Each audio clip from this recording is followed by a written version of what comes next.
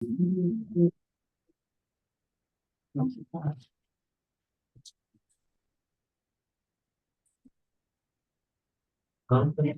enjoy, just to annoy you. Good evening, everyone. Thank you for attending Community Board 8 meeting. My name is Julie Reyes, Chairperson of the board.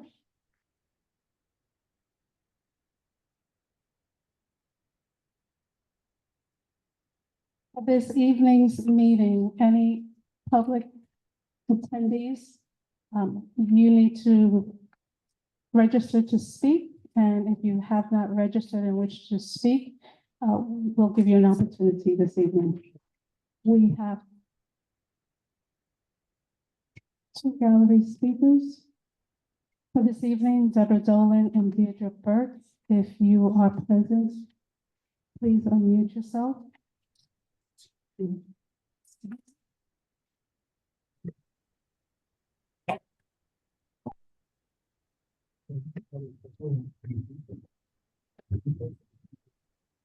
Julie, they're both here. Would you like to go?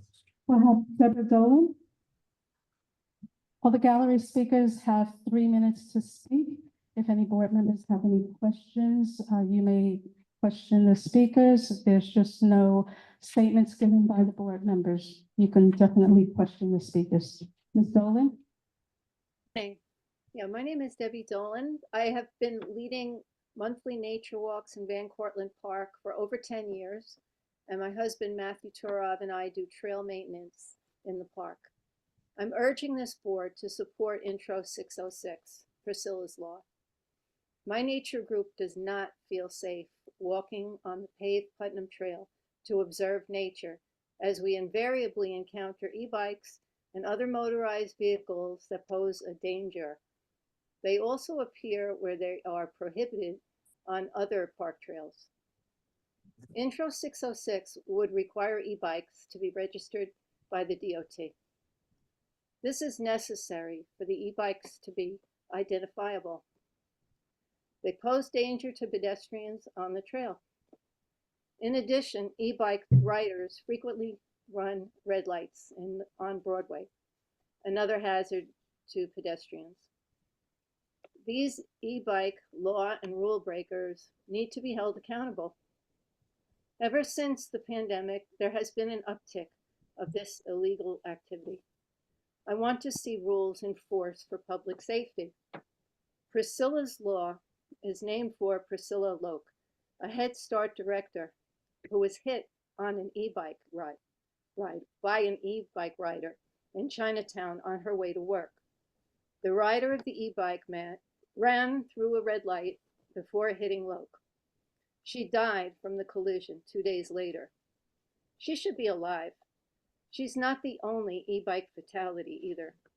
Her death should not be in vain. Requiring e-bike regulations should bring about a change in reckless behavior. E-bikes are motorized vehicles and should be registered to prevent serious injuries and fatalities. Please do the right thing and support Intro 606, Priscilla's Law. Thank you. Thank you, Ms. Dolan. Any questions? Okay, our next speaker, Ms. Deirdre Burke. Hi, good evening. I don't have Debbie's credentials, but I am a pedestrian, and I have of recent been walking in the central Bronx, the Upper East Side, and Brooklyn neighborhoods. So I am asking Community Board 8 to throw its support behind the City Council and Priscilla's Law. E-vehicles were legalized during the throes of the pandemic to provide a transportation option. And this was done without consideration of the unintended consequences of their proliferation.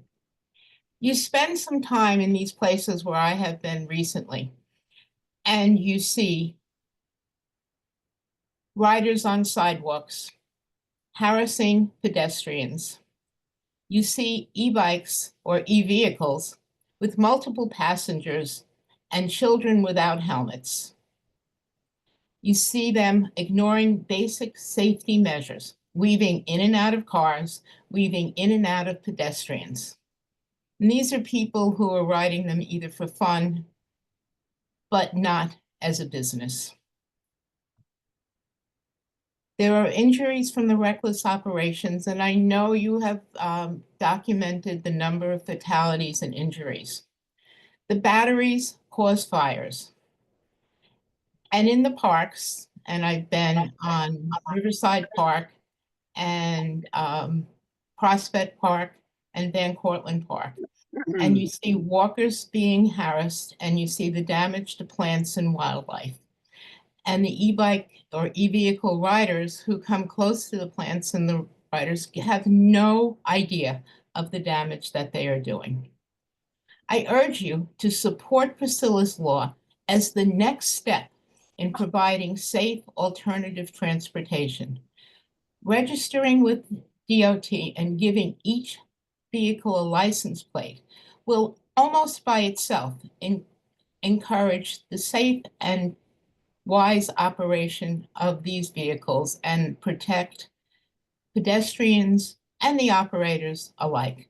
Anyway, I really urge you to get behind the City Council and extend the legalization of alternative transportation in this manner. Thank you. Thank you, Ms. Burke. Any questions? Any questions? Okay, we'll move on to the next item, report from the Mayor's Office, Alina Dow. Yeah, the mic right there. Hold the button, turn on. Hi, good evening, everyone. I hope everyone is well. Alina Dow, Bronx Borough Director for the Mayor's Community Affairs. I just wanted to come and share some information. Race for Space. The mayor is really excited. This is something, an initiative that he's doing to fill up those vacant office spaces. Hopefully, we'll be able to get businesses, which will then create more jobs.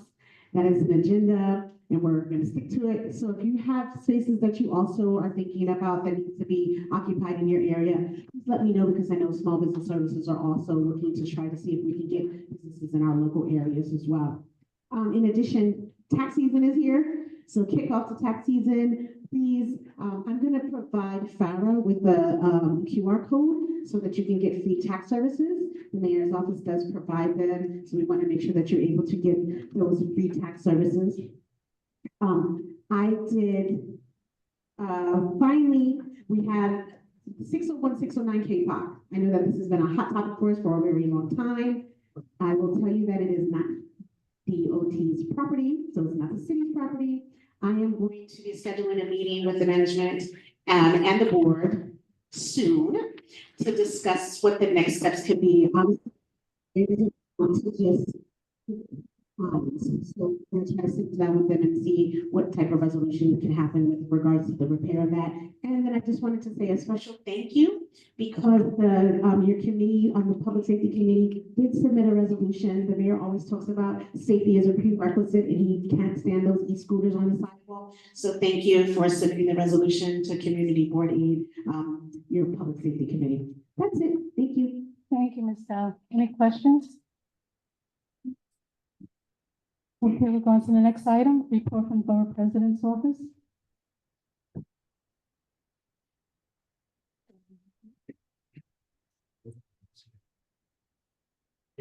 This is it. It's a borough president. Borough President's Office. Alexa. Alexis Ruiz. Is she on? She's coming back in the meeting. Hear her. Hi, good evening. I just had a dental procedure done, so I can't really deliver a report, but I'm here. And if anyone has any questions, please feel free to ask me. Thank you. Thank you, Alexis. Does anyone have any questions? No questions, feel better. Okay, our next item, report from the 50th Precinct. Captain Pierce. Hey guys, how is everybody? Good So we're actually having a really good, I'm in the car, so I don't have like I can't read the numbers off, so I'm going from memory, but I promise I'll be within 2% on everything, but we're having really good luck with crime. I wouldn't say luck, it's good deployment, and then some weather, which is a little lucky. But year to date, we're down like 30% in crime. In the 28-day period, we're down about 16%.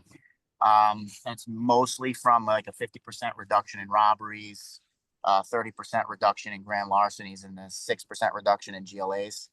Obviously, you guys know since I've been here, the GLAs and the tires and rim thefts have been sort of like the major issues that we've had, and those are down pretty significantly so far this year. So we're doing pretty well with deployment on that. And I know auto crime has a couple of long-term cases, so we're set up pretty well for that to continue to go down for at least the short-term future. The only thing we're really struggling in right now is burglaries, which we're a little over double burglaries. We have 11 versus 5. Squad already put 2 pretty big burglary patterns to bed with a couple of really good collars, so that should start to tick down too. We don't have any violence, and we don't have any hate crimes for the year. By violence, I mean shootings. We don't have any shootings this year, so we're actually ahead on a homicide too, because we took a homicide at this point already last year. So overall, we're good. Obviously, I'm here if anybody has any questions or concerns. Thank you, Captain. Does anyone have any questions? No questions at this time. Thank you, Captain. Thank you. Okay, the next items will go on to the council members' reports. Councilmember Eric Dinowitz mentioned that he would be coming in person, so we'll give him a few minutes. Is there a representative from Councilmember Piana Sanchez's office? Karina? Yes. Yeah. If you can unmute the council members' representatives, this way when they finish the next ones, the representatives, please note that you'll have 1 minute each. We'll do Councilmember Sanchez and then Councilmember De La Rosa, the representatives.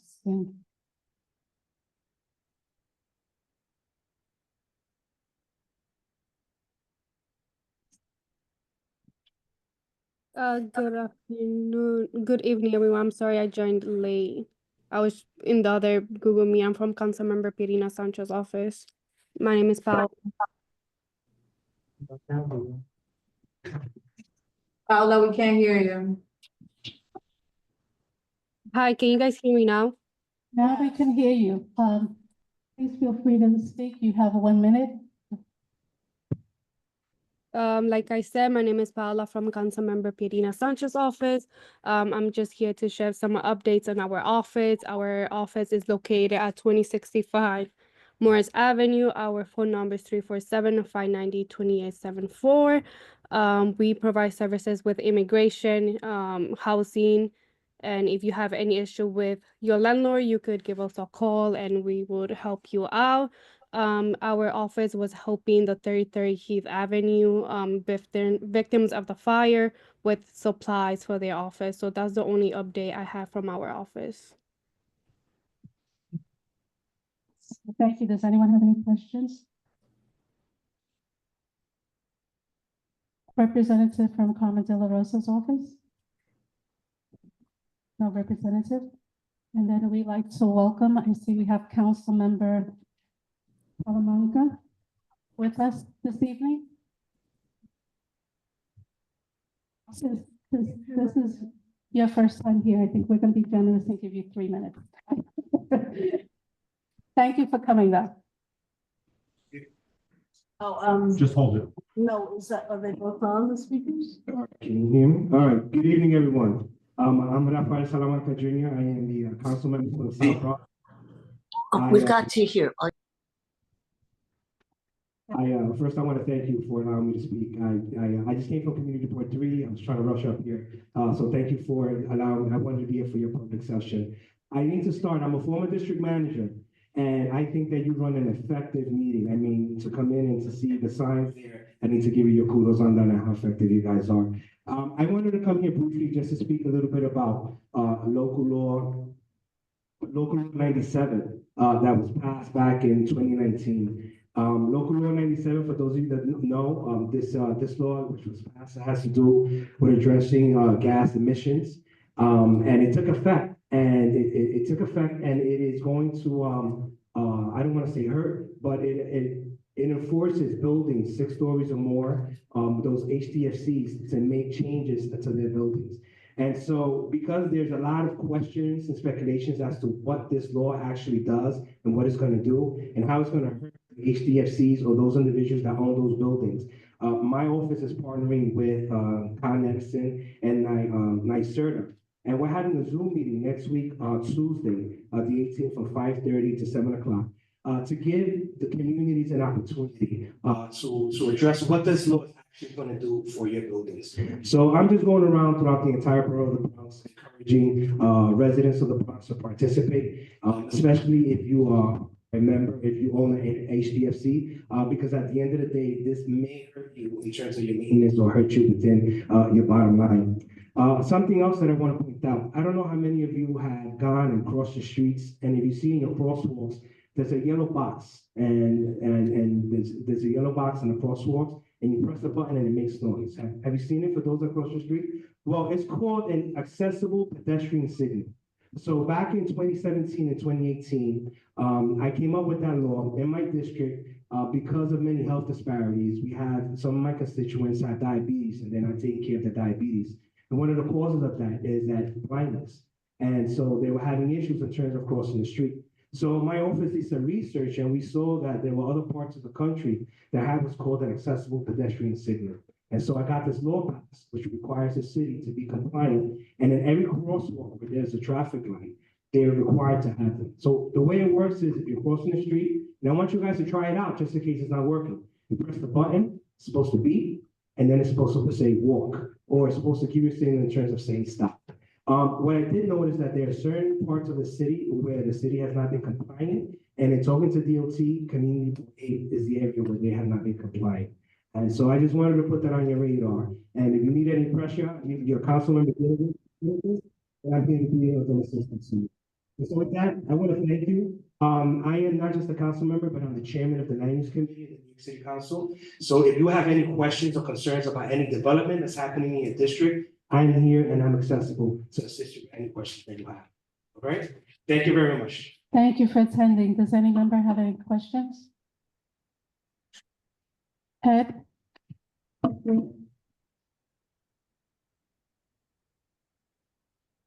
Hold down the button. Or-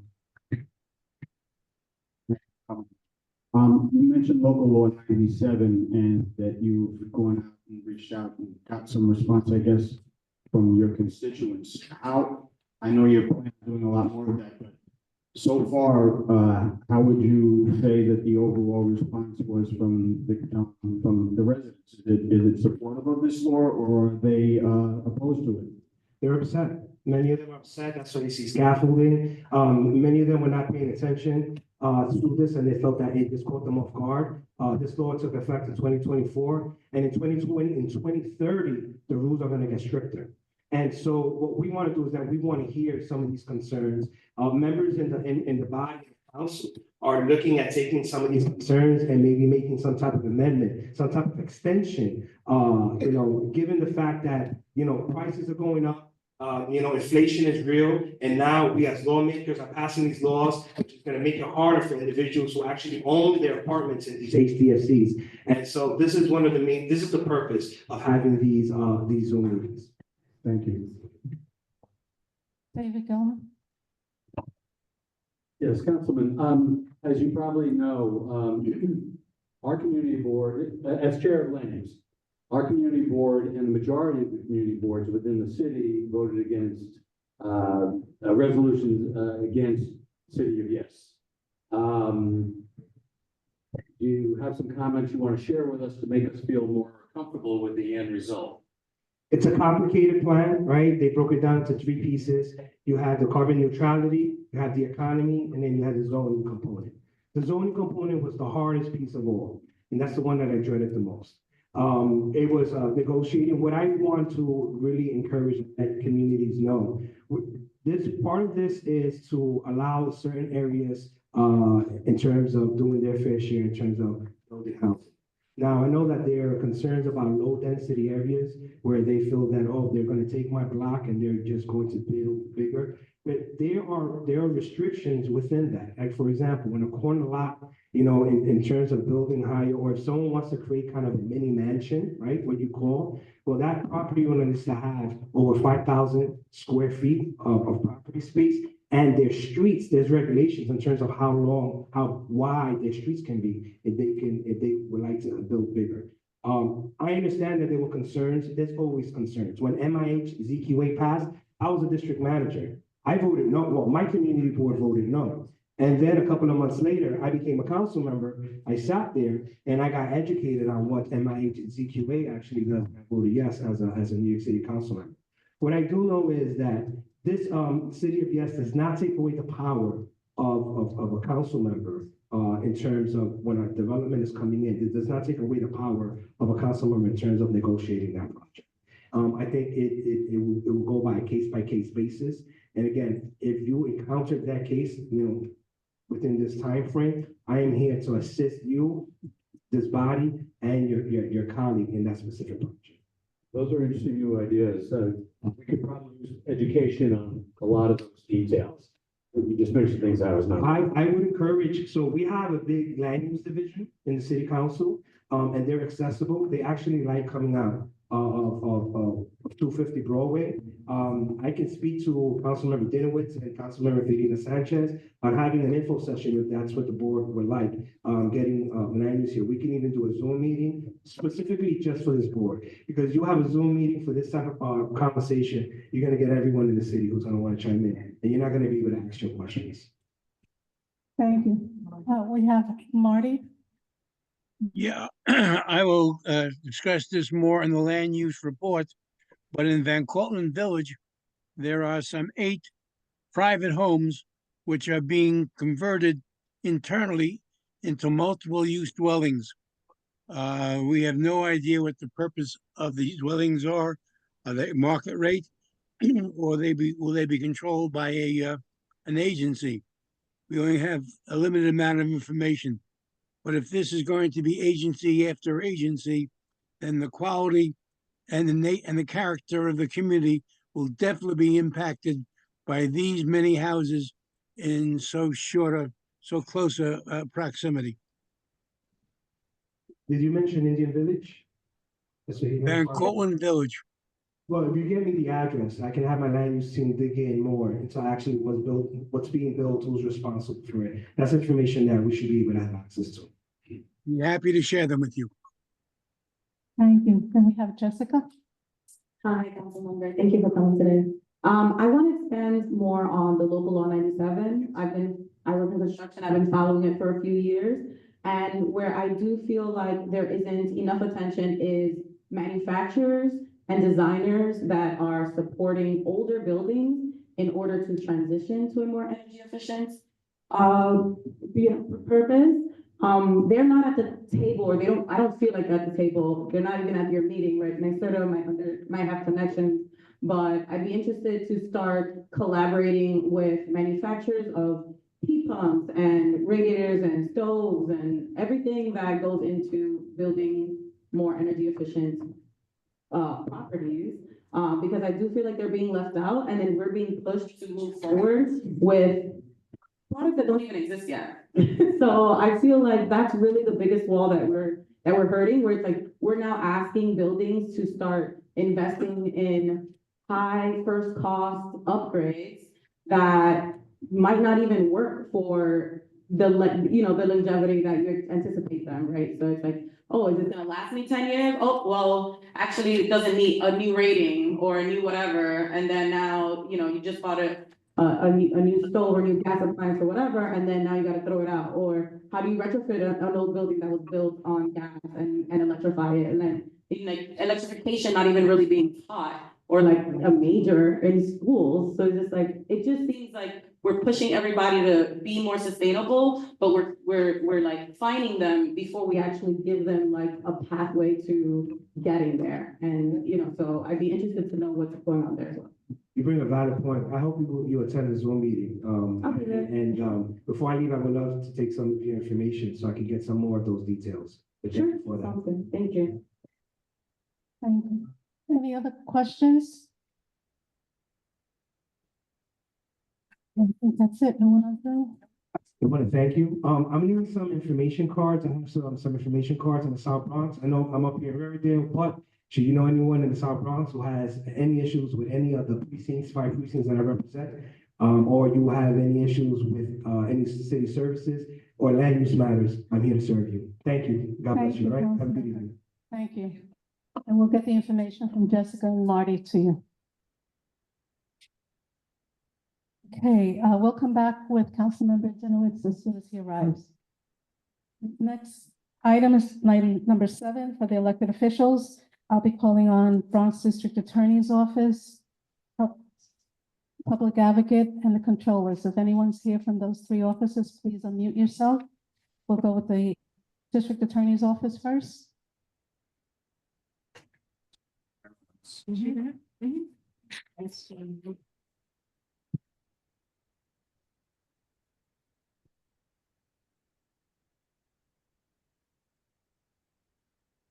Okay, is anyone here from the Public Advocate's Office? Is anyone here from the Controller's Office? No hands raised, okay, so then we'll go on to the Senator's Office. We'll go with Senator Jackson's representative, Dario Quinza.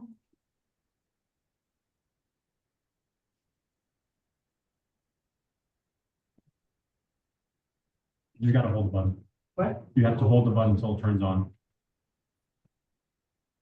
Good evening, everybody. I'm Dario Quinsack, Director of Operations for State Senator Robert Jackson. The senator is up in Albany. It's starting what we call the budget season or budget dance or battle, however you want to call it, where the legislature, the Assembly and the Senate and the governor decide what are their priorities. And once that process ends, we hope at the end of March, the state will have a budget that will show the priorities of the state and on behalf of their constituents. Right now, obviously, housing is a major issue for all our constituents across the Senator's district. The environment is also important. Education is important, but also services for the seniors and aging and Medicaid is a very important topic now. The Senator is now part of the Health Committee at the State Senate. And as many of you probably read in the press recently, it is deciding to increase your rates for the so I volunteered myself for the second time in a row to represent the Senate on the rate case, which means we sit in a pretty much a closed room over Zoom to negotiate the rates that unfortunately all of us will have to do. And if you have any questions, just follow our office online on social media or on our e-update. Thank you. Thank you. Have any questions? Anyone have any questions? Jessica? Sorry, this is the first time I've ever heard of a rate Zoom meeting. Could you talk about rates to what? Like just a few maybe diverse examples?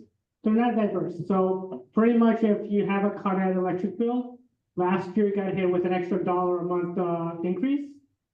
This year you got an extra $1. Next year they're asking for an extra $3 every month. Correct. And that doesn't include delivery rates. So the rates are negotiated between parties that sit at a virtual table because COVID is no longer in an actual room. And between pretty much a group of 80 attorneys that represent the different buyers and consumers of electricity across the region. And those parties can be the state as agencies, the state as legislature, the city agencies, NYPA, the MTA, and the big users of electricity like the hospital, the universities, and the constituents, which are the biggest amount of individuals that have accounts, are represented by 2 not-for-profits, a small state agency, and those legislators that decide to join. This year, we're the only office as of now. Last cycle, there were 2 legislative offices. And pretty much the negotiations are to lower what Con Ed can use as a formula to increase your rates. Because under state law, Con Ed is guaranteed a profit. guaranteed a profit. Which does not mean it's fair to the root users, but that's how the reality is. Thank you, Dario. Any other questions? Thank you. Is there anyone here from Senator Rivera's office? Okay, if there are any representatives or the assembly member from De Los Santos office, Dinowitz office, or Alvarez, please raise your hand and unmute yourself.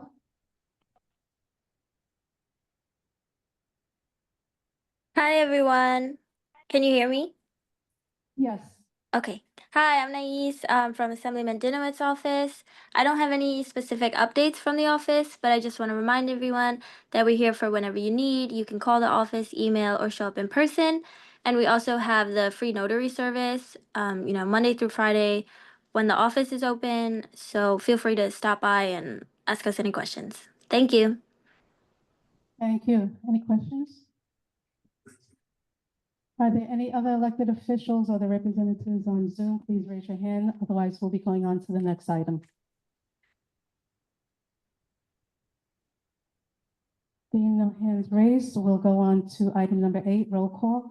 And I'll just say for the ADA excusals or approvals, there is Sylvia Alexander, Lee Chong, Barbara Kale, Georgia Santiago, and Martin Walpole. Here, Thank you, Georgia.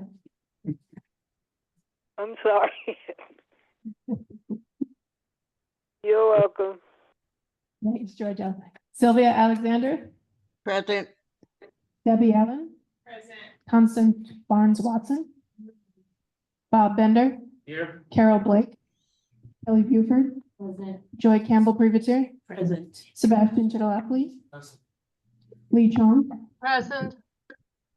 Dr. Wayne DeBeacon, Ingrid De Leon, Barbara Della present, Johanna Edmondson, Nicholas Fazio, Stephen Fruit, David Gelman, Present. Mary Ellen Gibbs, Present. Dr. Julia Gomez, Edward Green, Present. Emily Houseman, Rashida Hilliard, Barbara Kale, Here. Rabbi Kaplan, Josh Land, Here. Oscar Martinez, Here. Charles Merdler, Omar Murray, Angel Ortega, Julie Reyes, Adriana Rivera, Daniel Rowan, Georgia, we already got Georgia, Ramdat Singh, Jessica Sosa, Loris Walter, Cesar Tovar Acosta, Jill Towns, Deborah Travis, Sergio Villaverde, Kevin Wade, Karen Walker, Martin Walpole. Present. Margaret, you get him? Okay. Thank you. We have a quorum. Okay, so we'll go on to item number 9, approval of the board minutes for January 14th, 2025. Any discussions or comments on the board minutes?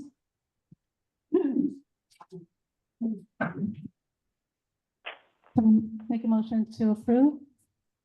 Second by Mary Ellen and Bob Bender. Okay, so those in favor? Object? Abstain? No, okay, approved. Yes. Okay, next item, number 10, discussion of the executive committee minutes for January 8th, 2025. Any discussion?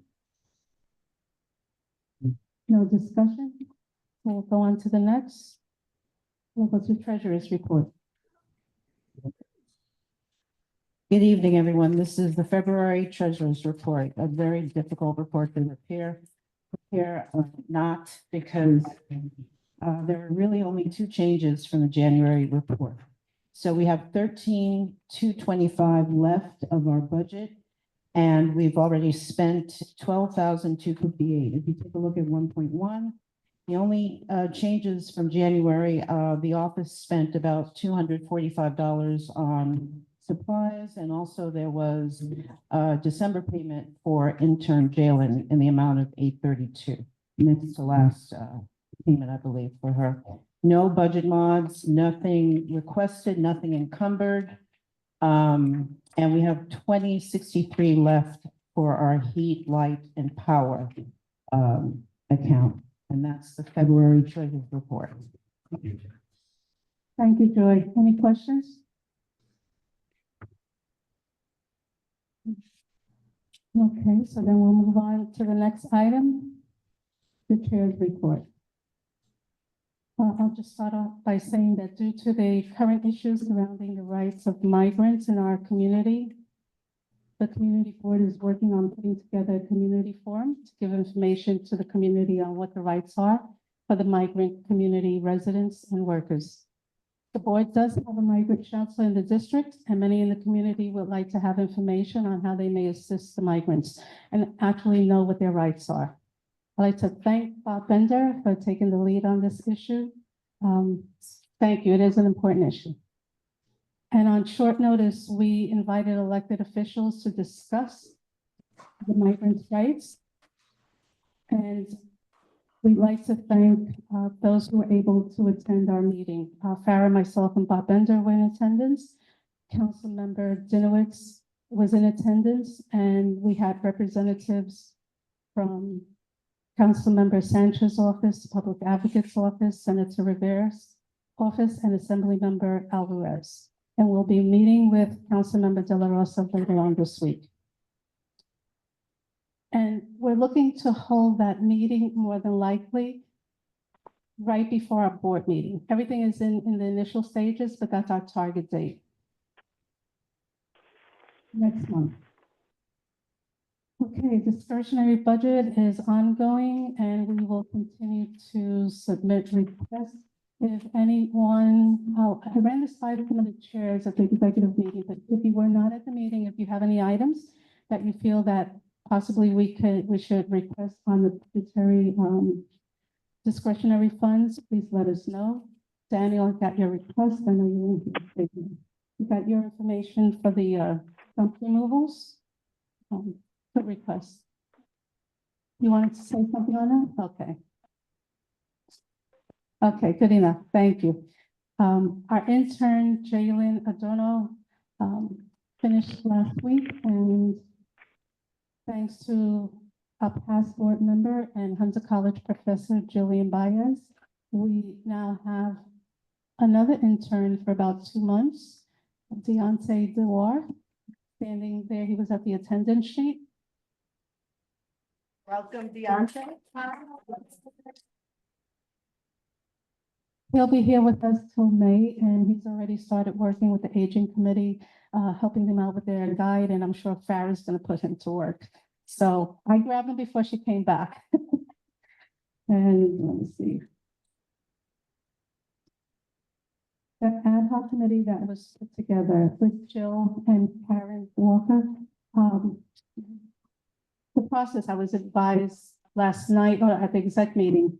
I had mentioned that you would come to the exec meeting with your findings. If you could make it to the LRE committee prior to coming to the exec, and we'll speak online, but I just wanted to make sure that I mentioned it. Excuse me? His meetings, the LRE meetings are usually the second Monday of the month. And if time is constrained, then you would definitely come to the exec meeting the week before, but definitely go to the LRE. But we'll discuss that, but I just wanted to make sure I made mention of it. And this month and probably the next month, we'll be discussing community awards from Community Board 8. I would just ask the members when we're discussing the awards and when we're voting on what the procedures are, just to have a clear vision that these awards are coming from the board. The reason that they're going to the committees now is because all of the awards, except for the Irving Latimer Award, were just a great idea to give, but there was never anything procedurally done. So there's no rush to get the criteria done. Let's just make sure we get it right so that we can put on the records and move forward. Make sure that the awards have a purpose and the criteria. We have time to put it together, so just have some thought on it when you have discussions.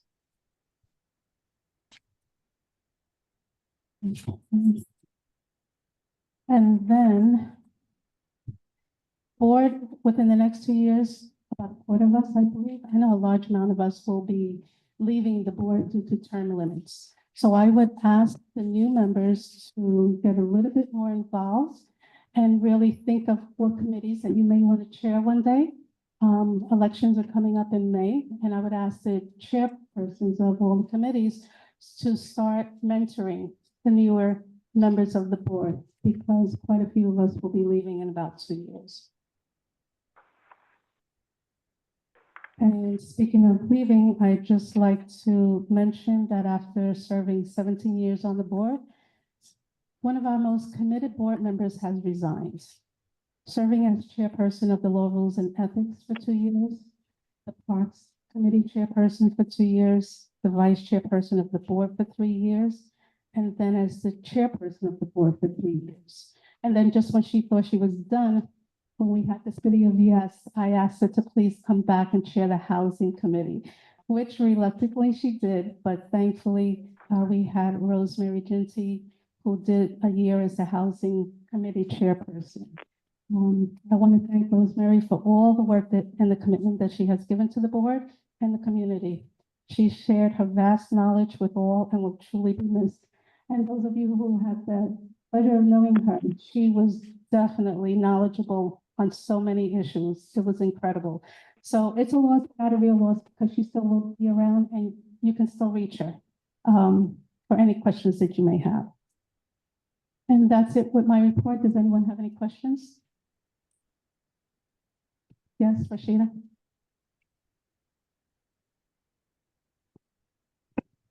Good evening. Hello, everyone. You mentioned that in 2 years, 1/4 of the board will be leaving, and so other people should step up.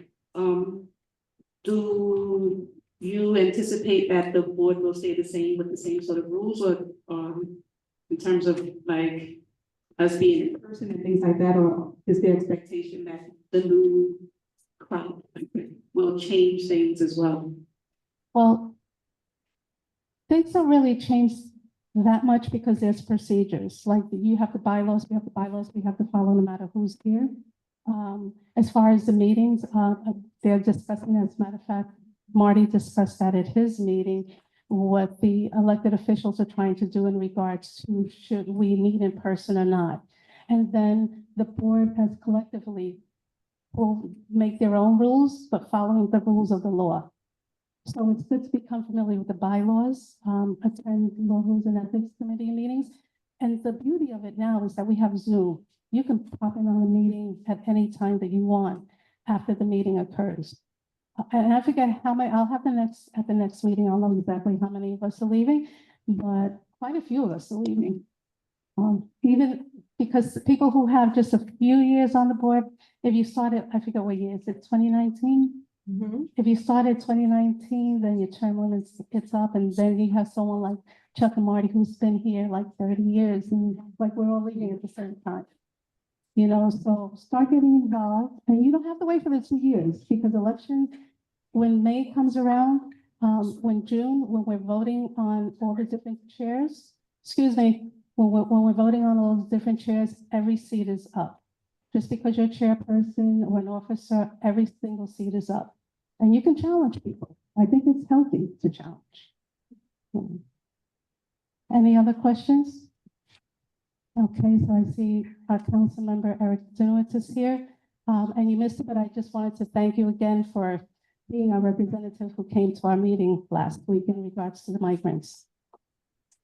Come here? Yeah, I can move. Lena and I were saying, how did you sit in these? It's the same chair out here. They're bigger. They are. You were a teacher, you should be used to this. I gotta hold the whole time? There you go. Now it's on. Yes. That sounds terrible, but I understand it's for the Zoom people. Yes. Okay. I want to, good evening, everyone. I'm Councilmember Eric Dinowitz. I want to start out by saying, although the voters voted for term limits for community board members, I personally voted against it. I think they're kind of foolish. And there's that. So sorry to miss a quarter of you, because term limits for community board members And Rosemary, I also want to say for Rosemary, she was very helpful for me. As you know, the city of Yes was very important to this board. That you guys spent a lot of time talking about it. I spent a lot of time researching everything, listening to everyone throughout the community. As you all know, I ended up voting against it. And it was because of Rosemary and people like Rosemary that I had a very deep understanding of the impact this will have on our community. So I also want to thank Rosemary for the years and years of service. Even when I first joined the board, she was particularly helpful to me, understanding everything from procedure to actual policies we have in our neighborhood. So thank you, Rosemary. I passed a couple of bills. I don't think I got to tell you about the bills I passed. The first one is a resolution commemorating January 27th, 2025 as the 80th anniversary of the liberation of Auschwitz. And we had a really beautiful Holocaust Remembrance event at City Hall. As chair of the Jewish Caucus, I got to host it. We had the chair of Yad Vashem in Israel come speak. We had high school students who composed music inspired by Elie Wiesel's Night, performed for the first time in City Hall. A really beautiful event. And you know, when we talk about what we're doing for our kids and for our society, I think education and remembering important events is a really critical component. That's why we do these events. The other bill, I've been speaking about it a lot. It deals with 311. I have an entire 311 package, which you can go to ericdinowitz.nyc/311 to look up. This one is for those of you who called my office and said, you know, I put in the 311 complaint. They wrote that it was closed and they didn't do anything. And I know, who do I tell that they didn't do a good job? Well, my bill allows you to do that. My bill says if you see it, once it's closed, you have the opportunity to provide feedback and automatically reopen the case if you want. And what that feedback goes to, it goes to agency report cards. So if you find HPD is not responding to your complaints about heat, we're going to, don't be closer for the store. We're going to be getting a report card every single month of how effective or ineffective each agency is. And so this bill really allows you to provide feedback, and with that allows us in the city council to have much better oversight over our agencies.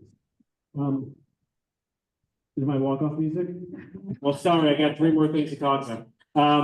Local Law 97, this is a really important thing. Tomorrow night, I'm having a webinar on Local Law 97. I know a lot of buildings, particularly co-ops and board members of co-ops, have questions about Local Law 97.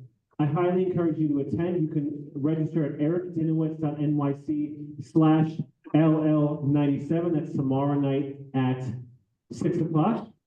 David's here, David Gelman. Give him a round of applause because just the other week, that was a very tepid applause. Usually they boo you, but today they're applauding. I'm just kidding. We love you, David. He and I, also Emily Houseman from this board and my staff went out and we did the Hope Count. And for those of you unfamiliar, the Hope Count is every year as part of HUD's requirements.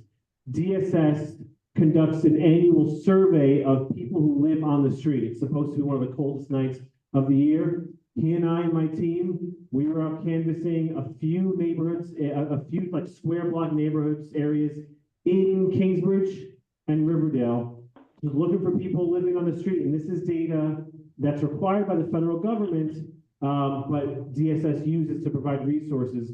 I think most important for us is the person we found. We did our survey questions, and then we said, like, do you want a bed for tonight? And they said, yeah. He said yes. So Bronxworth came by, picked him and his stuff up, and they gave him shelter for the evening.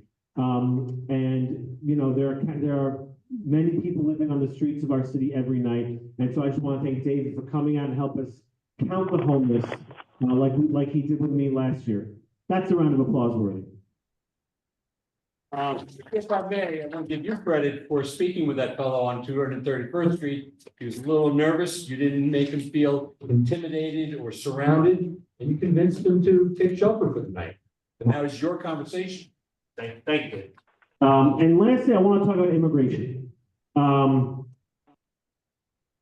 I'm not supposed to get political, but I don't care. I want to make sure, like everyone here knows, that what this administration is doing to our immigrant community is just, I've never seen anything like it, with kids not even like scared to come to school. Like kids, we're talking about kids who are scared to come to school because of the policies implemented by this administration. I'm fearful that people are afraid to go to the cops if they're victims of domestic violence or they're human trafficking victims. People will be afraid to go to the doctor if they're sick or they want to get vaccines. And it's harming our community. And I know there are questions about, people are concerned about sanctuary laws. Sanctuary laws just say, like, if you walk into my classroom, like as a teacher, I'm not going to report you to ICE. If you come and report a crime, do it, because we're not going to report you to ICE. If you go to the doctor because you're sick, please get health care, because you're not going to be reported to ICE for needing health care. That's not the same as someone who harms someone else. It is not the same thing. And we have someone in the highest office in the land conflating those two things. And it makes me very upset. I want everyone here to know that I've been meeting with clergy members. I've been meeting with community members.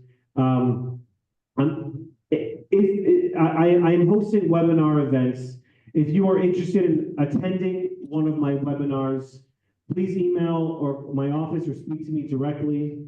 We'll be having them soon. So just please speak to me directly to get the details on that. But we're doing everything to make sure people know what their rights are and what all of you should know. If you have, because it may not be you who needs it, but it may be your friends and it may be your neighbors. And I've had people in my office who are scared for their neighbors. And we've been printing out in my office those Know Your Rights pamphlets and handing it directly to people who need them. We've been going around the community. We're going to spots where we believe where there are large immigrant communities, either for the immigrants or again for their undocumented friends. So this is something we've been spending a lot of time on. The decisions by this president is harming our communities, and it's besides all of the other things he's doing, it is stoking fear in communities. It is trying to create divisions in our communities. And in the long term, it's going to harm people. Kids not going to school is harmful. People not reporting crimes is harmful. People being scared to get health care, it's harmful to the health of our community.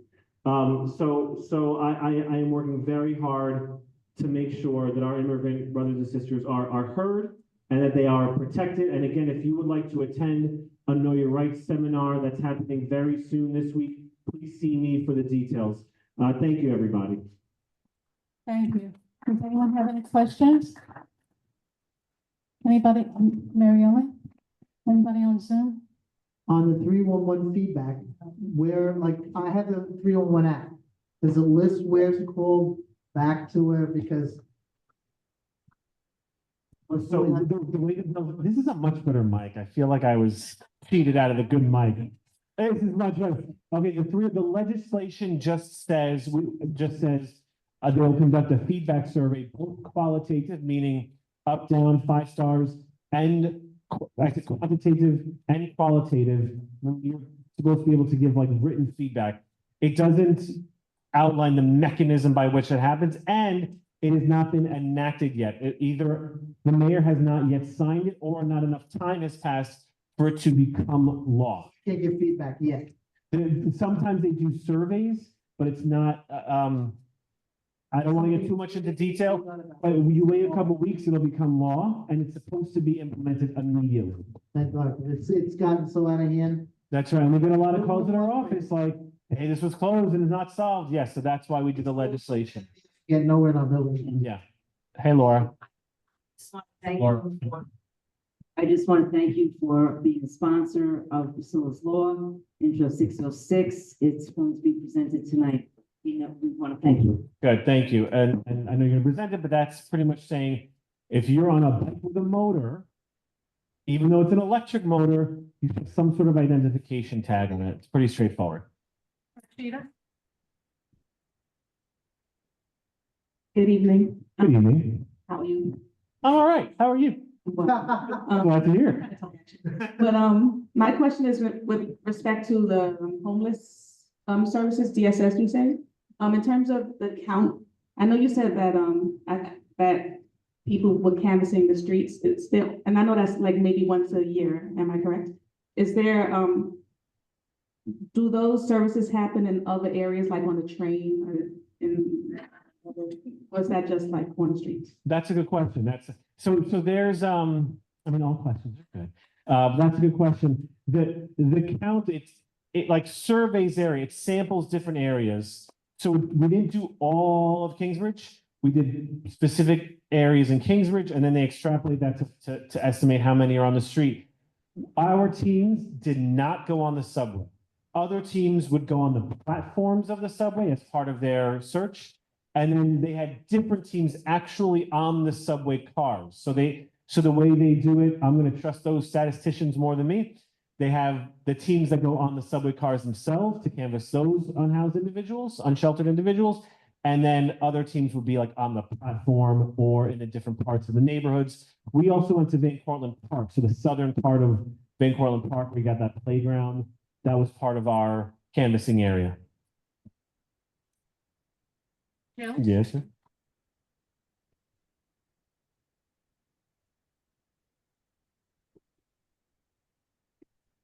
So do we have any idea about the extent that this immigration stuff is affecting our businesses in this community? I don't have data on that. So I couldn't tell you. It's probably harming, you know, the businesses.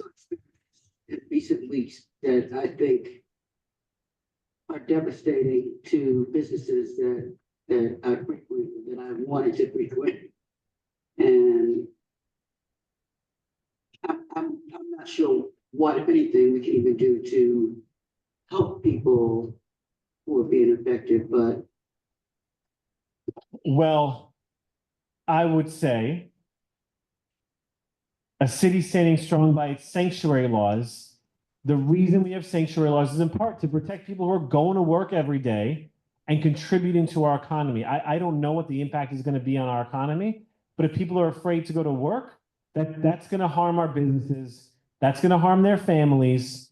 So if I get numbers on that, I'll certainly share, but we know we've seen, because DOE keeps great data, we've seen already a drop in attendance, precipitous drop in our attendance in our schools. Any other questions? Thank you. Thank you, Eric. And we'll go on to district manager's report.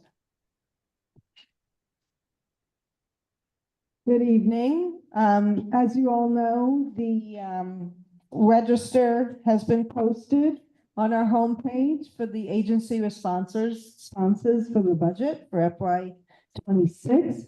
I have printed up copies for our committee chairs. So if any of the chairs would like a hard copy, let me know. I have them here. And also any board member that would like a hard copy, I can make one for you. So I will get one to you. So thank you. I held my monthly district service cabinet meeting on February 4th, and my next meeting will be on March. So please, as always, send me any issues you'd like me to discuss with our city agencies. Last night I had a meeting with the MTA. They asked for elected officials and community boards to discuss accessibility at our MTA train stations. Our district has 4 train stations.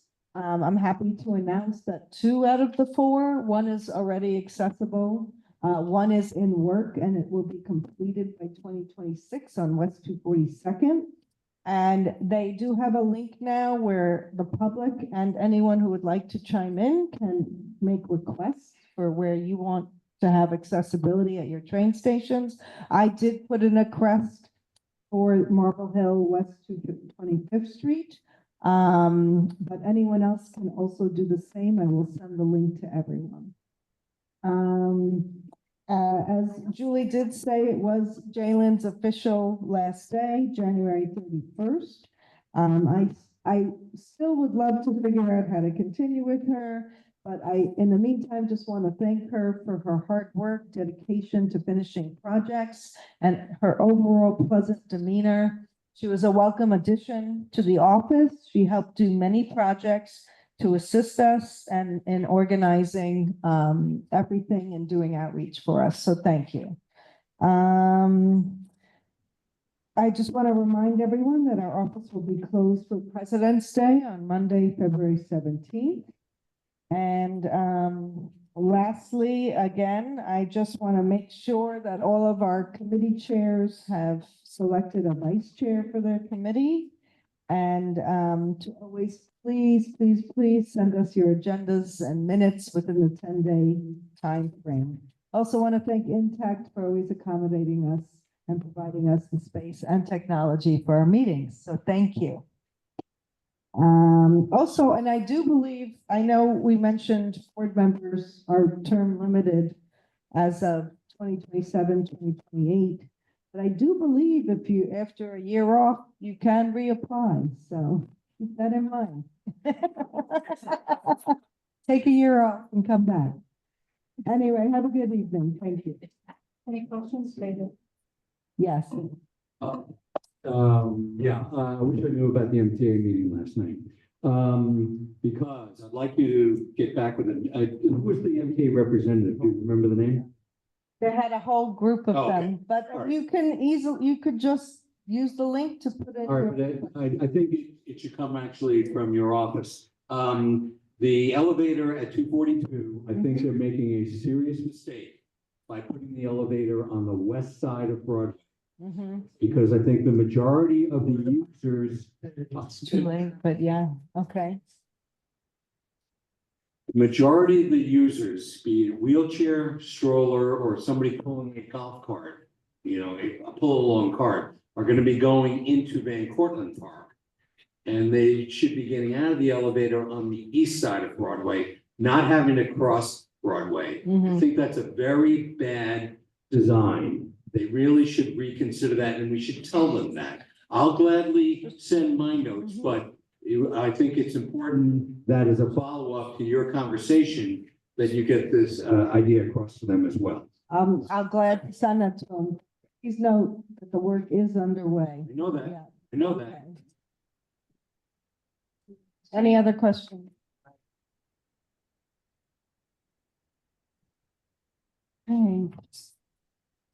Thank you, Farah. We're going to go on to the committee reports. We're going to do the committee reports. We'll start with budget. David Gilman. Yes, we had our budget hearing, our public hearing on the 2026 budget and the city agency comments on it. There were no negative comments about the agency responses to us. Now with fiscal year 2027, we're in that cycle now.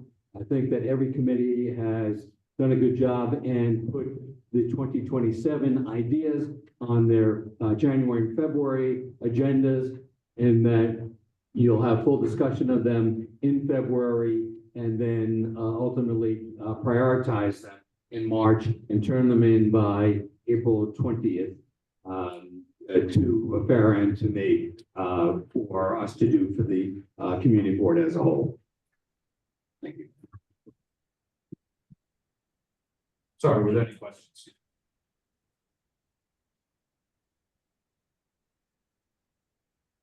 Okay, so we're going to economic development. Oh, could someone? No, Oscar, we need the mic only because of people on Zoom. Thank you.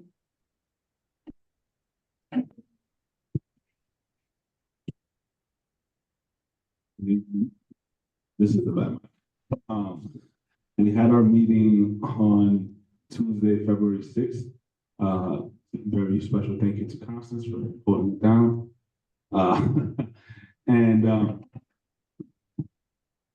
we are sending the press release for the Billy Campbell Most Valuable Merchant Award on Friday the 15th. The nomination period is going to be from Friday the 15th to March 15th, so a month.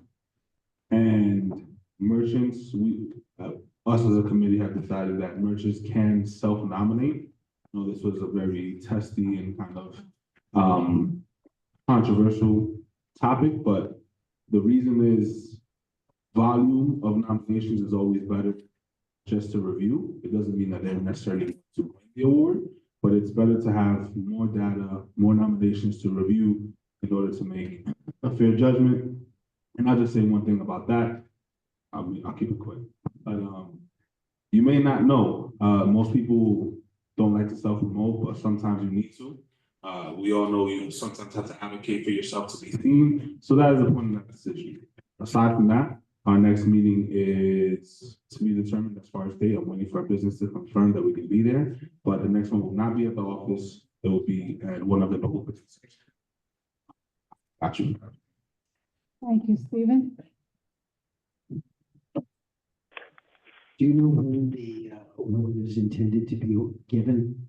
Have you decided, has the committee decided? I know there was a recommendation that Marty had. Timing. So it is, if I'm not mistaken, to my knowledge, in April, which is the month after the May. Okay, yeah. So there's a timing with all the awards to not inundate the board like with the nominations since we have time. So May. The exact date to come. That would be in May for the Small Business Month. Yes. And if it's not met by this year, once you draft up your resolution, that would be for moving forward, because we have to bring it to the board, have a resolution, and have it passed by the whole board. Yes. Okay. So we're actually looking for moving forward, because obviously maybe because like even the Irving Latimer Award, we're still waiting for people to respond and get nominees. So that's why I mentioned earlier this evening that you're working on the criteria for the awards pretty much for moving forward so that we can have it in our records. And we'll be more timely here. Understood. Thank you. Rhonda, you had a question? I was going to say Sylvia has her hand. Okay, thank you. Sylvia? Yes, good evening. I have contacted the principals of all the schools in our district. The response has been much better than in past years.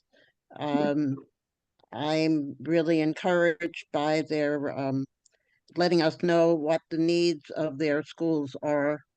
So I'm off and running with the budget. Our next meeting is on February 25th, and that's my report. Thank you, Sylvia. Does anyone have any questions? Okay, thank you. Okay, we'll go to environment and sanitation. Daniel? Our last meeting was on January 15th. Sanitation department did not show up, so if they come this time, we'll talk about snow removal next week, Wednesday on February 19th at the office, and otherwise just budget talk. Thank you. Any questions? Thank you, Daniel. Health and hospital? Is anyone reporting for health and hospitals? Okay. Housing, Rashida Hilliard.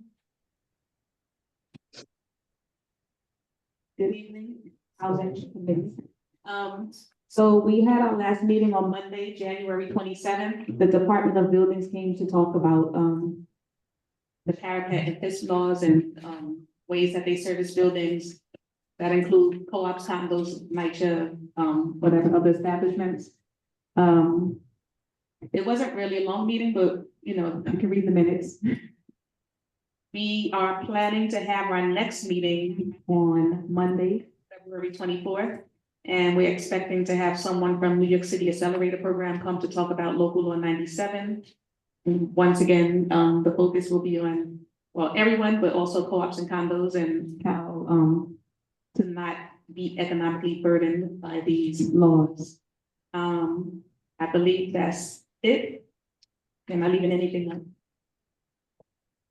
Any questions? Oh, local law 97. Did I say 11 or 97? You said 97. It's local law 97. Oh, you said correct. Any questions? Thank you, Rashida. We'll go on to land use.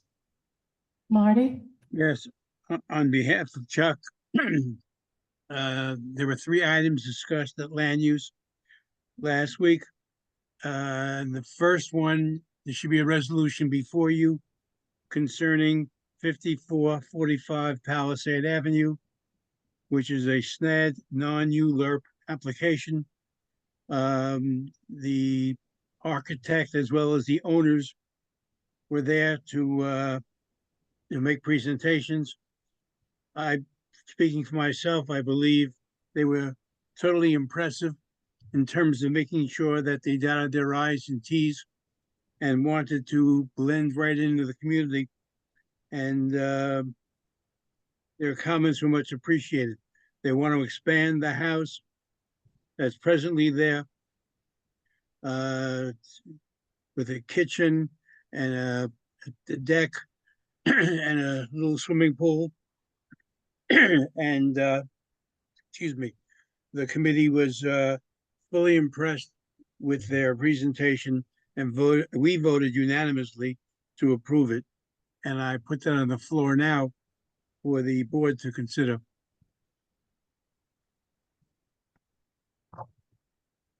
Any questions, comments?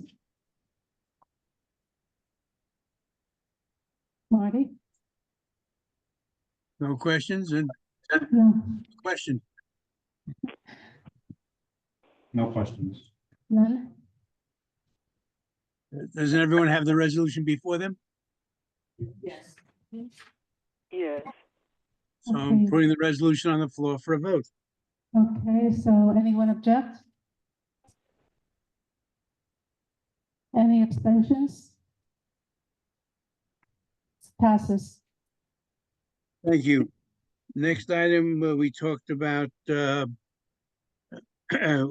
talked about Van Cortlandt Village, and as I indicated earlier, there are some 7 houses that were brought to our attention.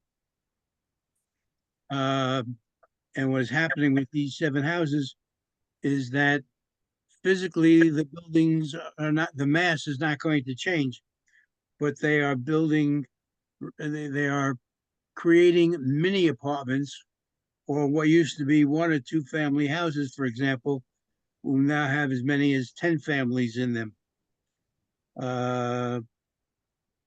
So for example, 3450 Cannon Place is an existing 2-story building, 2-family unit that can convert into a 12-dwelling unit.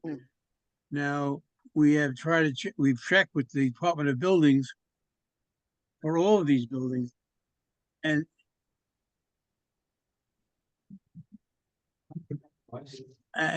we've asked what the intentions are for these buildings and gotten no response. We don't know what they're for.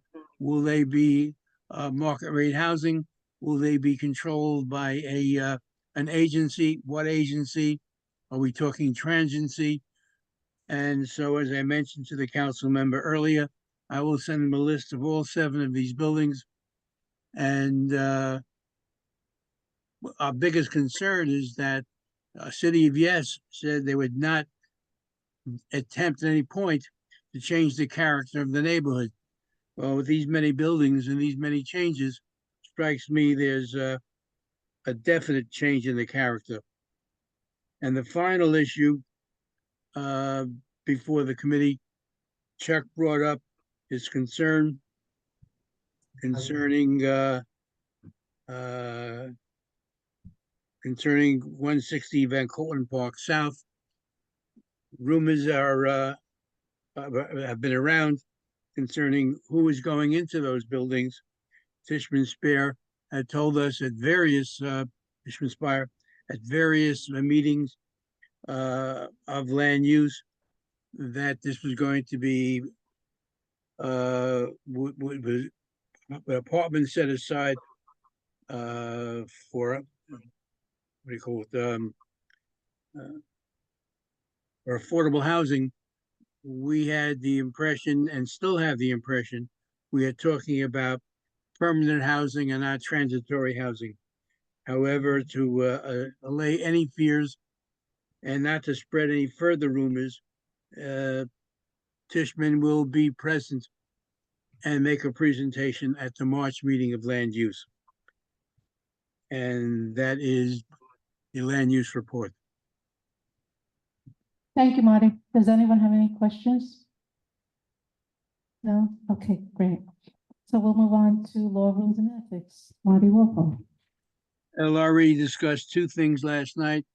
The first one is we looked over the minutes of the various committees offering awards and felt that the committees had done excellent jobs in trying to define what these awards are. We still have several suggestions, which I've communicated to the various chairs for them to consider. And so we think the process is moving along beautifully and commend the committee and the committee chairs for having done as much as they've done. The second issue, we looked at a number of items before the state legislature that concern the open meetings law. And just to bring a couple to your attention, we know from last year there was a move, and there's still a move, to require a quorum of 1/4 of membership rather than 1/2 of membership. And we took a position on that, but it still looks like it's going to move forward in that direction. On the other hand, there's also a move saying that the whole concept of Zoom meetings made sense and people shouldn't necessarily have to be there in person. So there are a couple of resolutions before the various houses about having a meeting where only the chair of the meeting has to be present. The public is invited to attend, but only the chair or the presiding officer needs to be present. And the last thing I'll just point out that there are competing resolutions concerning the fact that they believe that community board members ought to be required to take 1 hour or 2 hours or maybe 5 hours worth of training on the open meetings law and the FOIL law, Freedom of Information Act law. So the committee has not taken a position on any of these, and I commend the members of the board to look at our minutes when they come out. And if you have an opinion about any of them, we'd love to hear from you as we decide what our position will be. We intend, if we feel strongly enough, to lobby in Albany that certain things should or should not take place. That's my report. Thank you. Any questions? No questions. Georgia, you have a question? No, I don't. Okay. Thank you, Marty. Okay, we're going to parks. Is anyone reporting for parks? Bob Bender? I just want to say that 5 hours of training in the open meetings law, the idea of term limits is starting to look better. But let's get to the Parks Committee report. The main item at the meeting was discussion about the Tibbetts Brook daylighting and the expansion of the Putnam Greenway. We had a presentation at the meeting. We've been talking about this for years. We're down to the very final stages. The one issue that remains to be resolved has to do with the location of one of the tracks on the MTA property, which is adjacent to where the daylighting and the expansion of the Greenway will take place. But that's a negotiation that will get resolved. So just to remind everybody, Tibbetts Brook will be daylighted below the park. It will continue down to somewhere just short of 230th Street, where we'll have to go into a pipe, and from that point, we'll eventually empty into the Harlem River.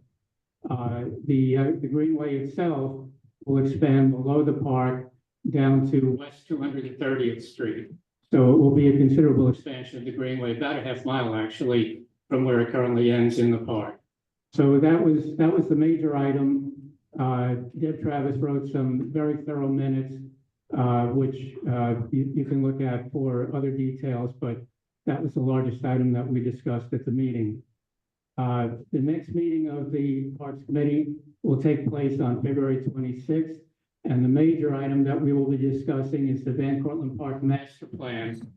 In 2014, the Community Board was presented with and voted on and passed a 20-year master plan for Van Cortlandt Park. We've just passed the halfway point, and we thought this was a good time to take a second look at the master plan, see what has been done, what hasn't been done, what alterations should be made or have been made to the master plan. So that will be an important conversation about our most important part. And that's, as I said, the February 26th meeting. Thank you, Bob. Any questions? Okay, we'll move on to public safety. Ed Green. Good evening. Public safety, we have various resolutions tonight. Before we get to any of these, I just wanted to thank Rosemary Ginty. Was just she's a tireless warrior for this community, and I learned a lot from her. And Rosemary, if you're listening or watch this, thank you for everything. Really learned a lot from her. So, Public Safety Committee, we had a variety of resolutions. I'm going to read off. We had 5 renewals that I'd like to vote on in a batch.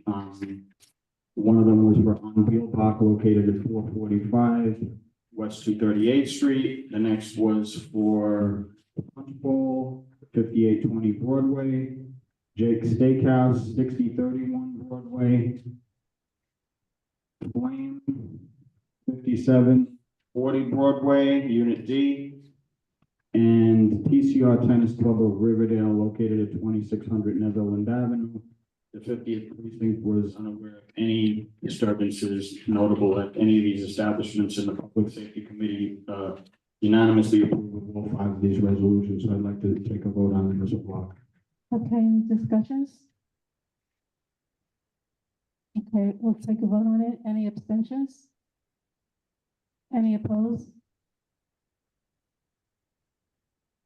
All in favor? Okay, so Rhonda, you have to. Okay. Okay, pass. So next up, this resolution is not on our agenda, so I'd like to bring it up from the floor and explain why. It's a resolution for Fenwicks, and the reason I'm bringing this from the floor of tonight's meeting is because we received notification from them after our meeting that their initial 30-day notice was sent to the wrong address, and it caused a delay in their renewal process. So their license has already expired on December 31st. So that's why I'm bringing it up. And I will say, I guess everybody has the resolution that was being handed out at the table, but I'll read the whereas clause. Representatives of the 50th precinct stated there was 1 fight and 36 noise complaints attributed to this location in the last 12 months. Stated that is not an extraordinary amount of noise complaints for an area bar, and the precinct would not recommend the board deny this renewal application based on these statistics. So, to expedite the processing of this SLA renewal application in the timeliest manner, I'd like to vote on this resolution. I would just say that 36 noise complaints, I'm not happy with that, and that might be a business we have to monitor in the future, but I made calls to the precinct and spoke to Captain Pierce, one of the detectives, about this, and they don't seem to be concerned about it. So I just figured, for the sake of all transparency, let everybody know, and then everybody can vote how they want. And that's Okay, so first let's make a motion to put it on the agenda. Mary Ellen and Bob. Second. Thank you.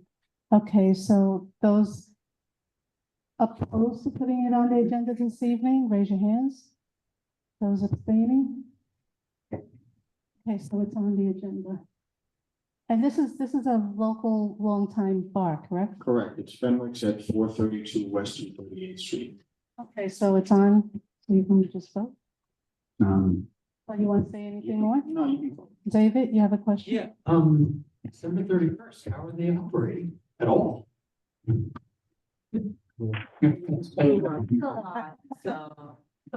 Well, at the new year, I do feel like everyone's trying to renew for the new year and whatnot, so. SLA is allowing to serve alcohol with an expired license.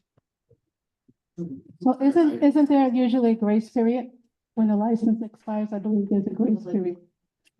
Yeah, and the police department is aware of it and they don't recommend that we deny. They have no issues with them. No, I don't have a problem with Yeah. that part. Just wondering, Probably a grace period. There is a. well, we should know that. Okay, so we'll check. Stephen, Are you letting them get the movie? can someone pass the mic along? Thank you. Oh, is that Ms. Dow helping out? Thank you. We're gonna have to pay you. Mayor's office at your service. I wasn't sure from the introduction, did they have an opportunity to the committee?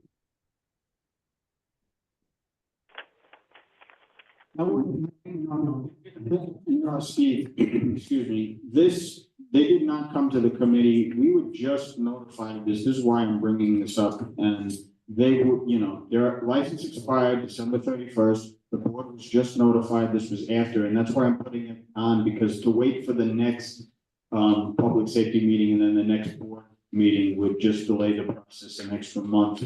And they're in dire straits. They need to get this board disapproved, whatever.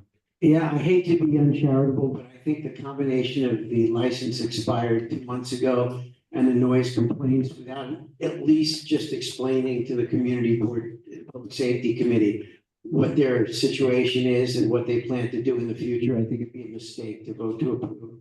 I think we should just hold it over until the next opportunity the board has and the next opportunity, more importantly, your committee has to investigate and just hear from them.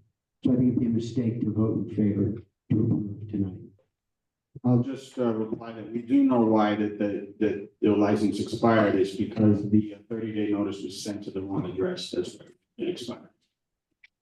Thank you, Anthony. Okay, Rashida? I just have a quick question on, about the noise complaints. I know, it was said that 36 is not an exorbitant amount. What is considered an exorbitant amount of noise complaints, did they say? Thank you. And there's big scenarios.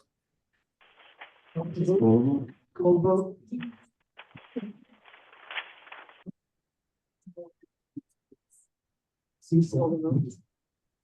Okay. Oh, I'm sorry. Dr. Ware? I was, well, from what I gather, it looks like, New York does grant like a temporary permit that's valid for 180 days. So I think that they are in the window. The other thing is I gather from when I walk past that area, it does get the appearance of being a college bar. And so, I didn't drink in college, but I mean, I can imagine it happened later. But I can imagine that, I mean, I haven't seen anything that seems particularly unruly, but it doesn't seem out of character for a local college bar, from what I see walking down the street. Thank you. I'll just add that the board has not received complaints about this place, so. And they are a long-standing bar in the area without any real complaints, other than noise, which is natural in New York City. Okay, you ready to call? Okay, those in favor, raise your hand.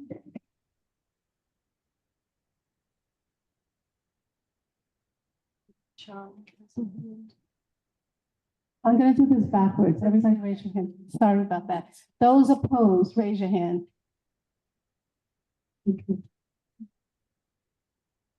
Oh.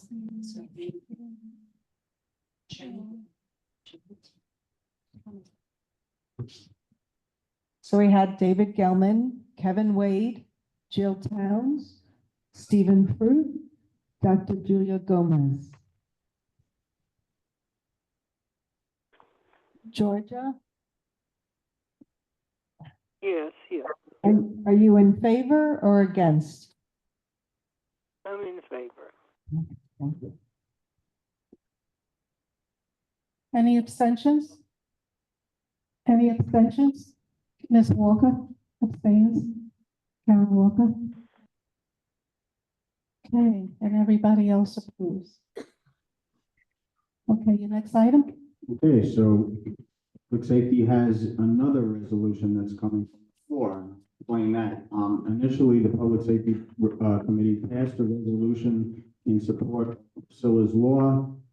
After that, we went to various committees, and I want to thank the committees also, TNT and also Parks, for their input, their advice, and you know, we took some of that stuff into consideration, and people had concerns that we wanted to address and do further research on that. So that's why I'm bringing up a new resolution, because we made several changes to a couple of the whereas clauses and also the be it further resolved. And I'll just briefly run this down. I also want to thank the two speakers at the gallery. That was very unexpected, and I was going to play together and speak out in support of the bill.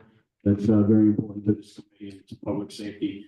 And also, the board has received multiple letters which were forwarded to me in support of that I appreciate also.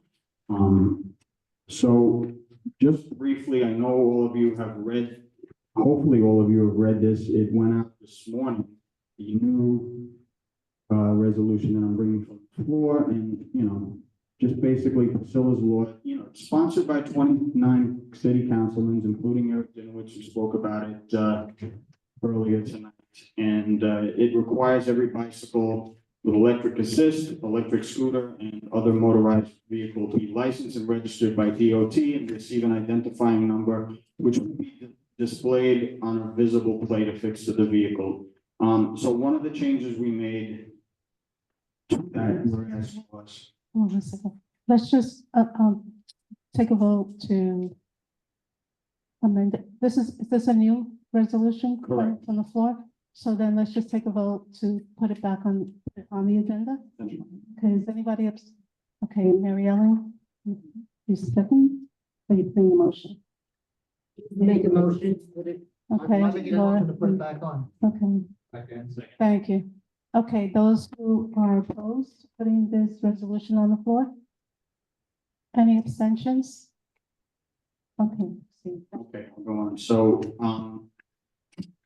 in the second, just an explanation of what the changes are, because it's basically the same resolution as the one Public Safety Committee passed, but I'll let everybody know what the changes are in case we didn't have time to read them. So in the second whereas was, one of the questions that came up in the committee was, are medical mobility scooters exempt from Priscilla's Law? And the answer is yes. So we added that to the second whereas clause.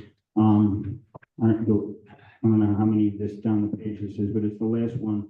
Another concern that came up was really regarding the migrant community and, you know, what type of access they would be denied by this particular law. And so the whereas clause that we added after our research on this was that the ID NYC program issues ID to all New Yorkers for health benefits, housing, employment, etc., regardless of immigration status, thus enabling undocumented immigrants to obtain proper identification for registration.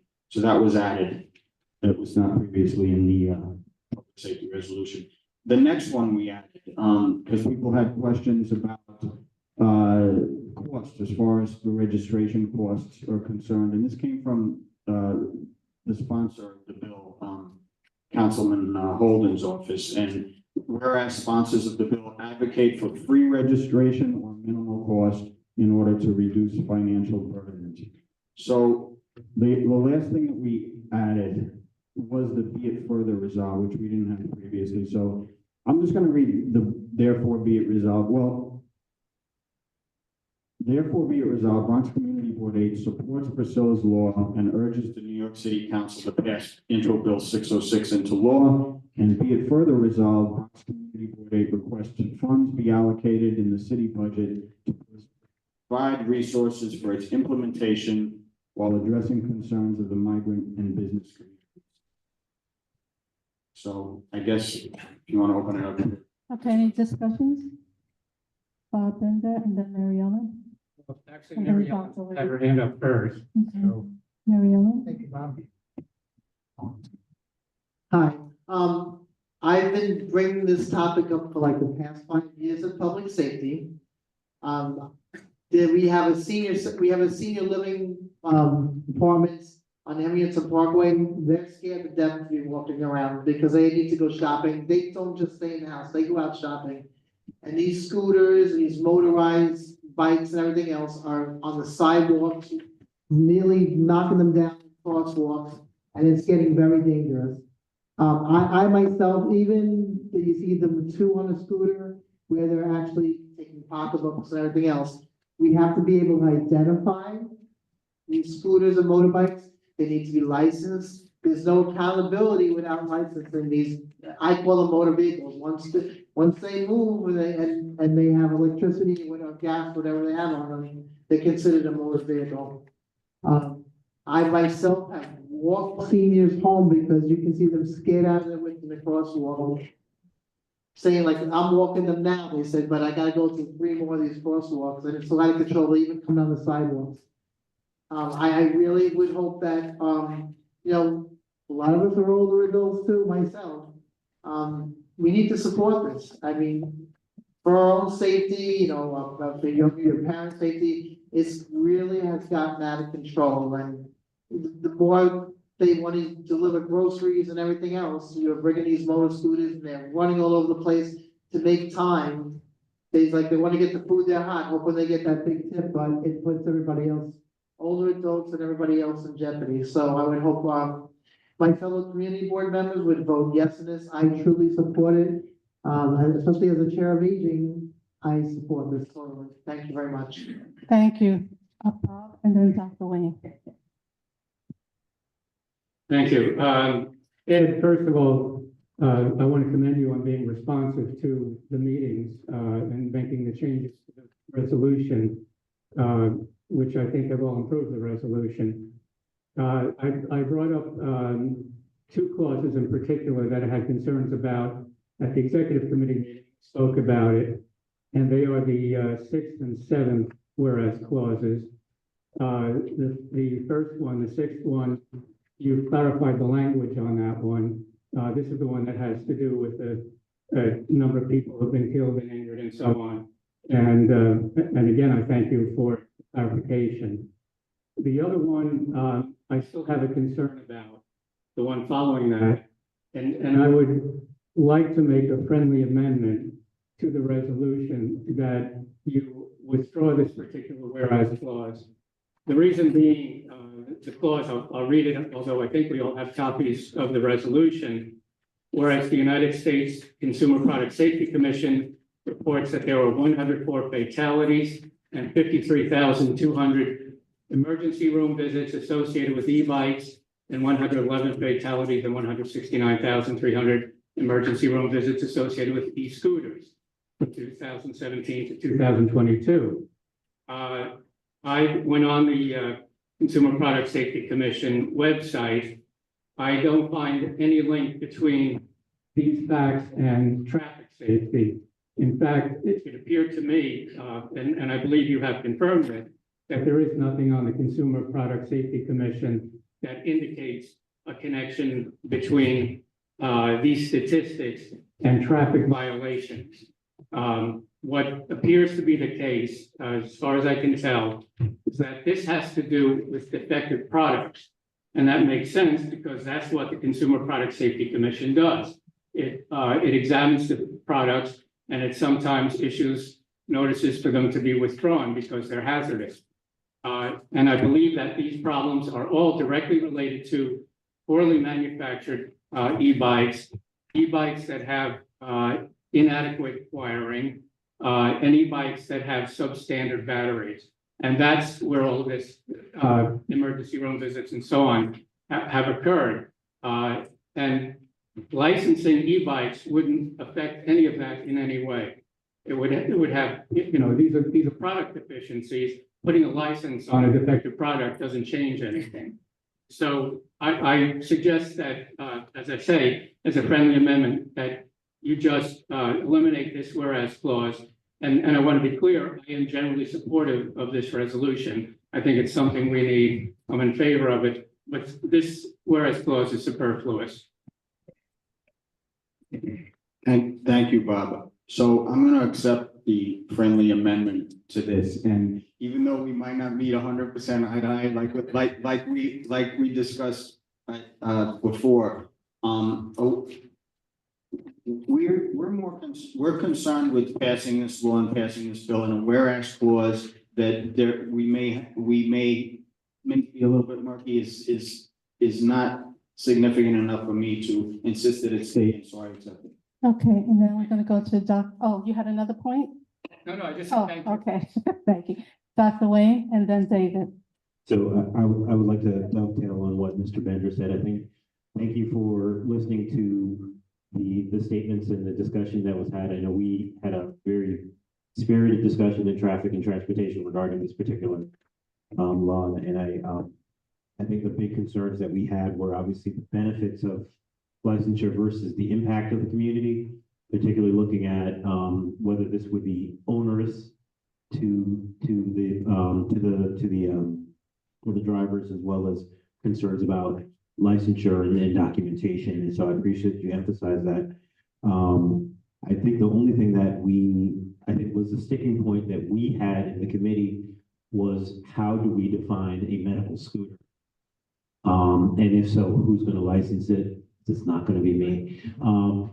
And so I don't know if we have a solution or a recommendation on how we would clarify that wording. All medical mobility scooters are exempt. All of them. Yeah, we checked that out, and that's what came back. There's not going to be anything that doesn't fall, that's counted as a medical mobility scooter that will not fall under the law. Right, and we did add it to the resolution. That was one of the changes. Thank you. David? And then Monica. Yes, thank you. Once again, I agree in principle with Bob. And this will be a bit of a repeat for those who were at exec last week. I'm pretty well known as a serious cyclist. I've probably biked about 14,000 miles in my life, okay? And in the space of 1 month, it happens to be the same month I wrote a letter to the editor of Riverdale Press 2 years ago.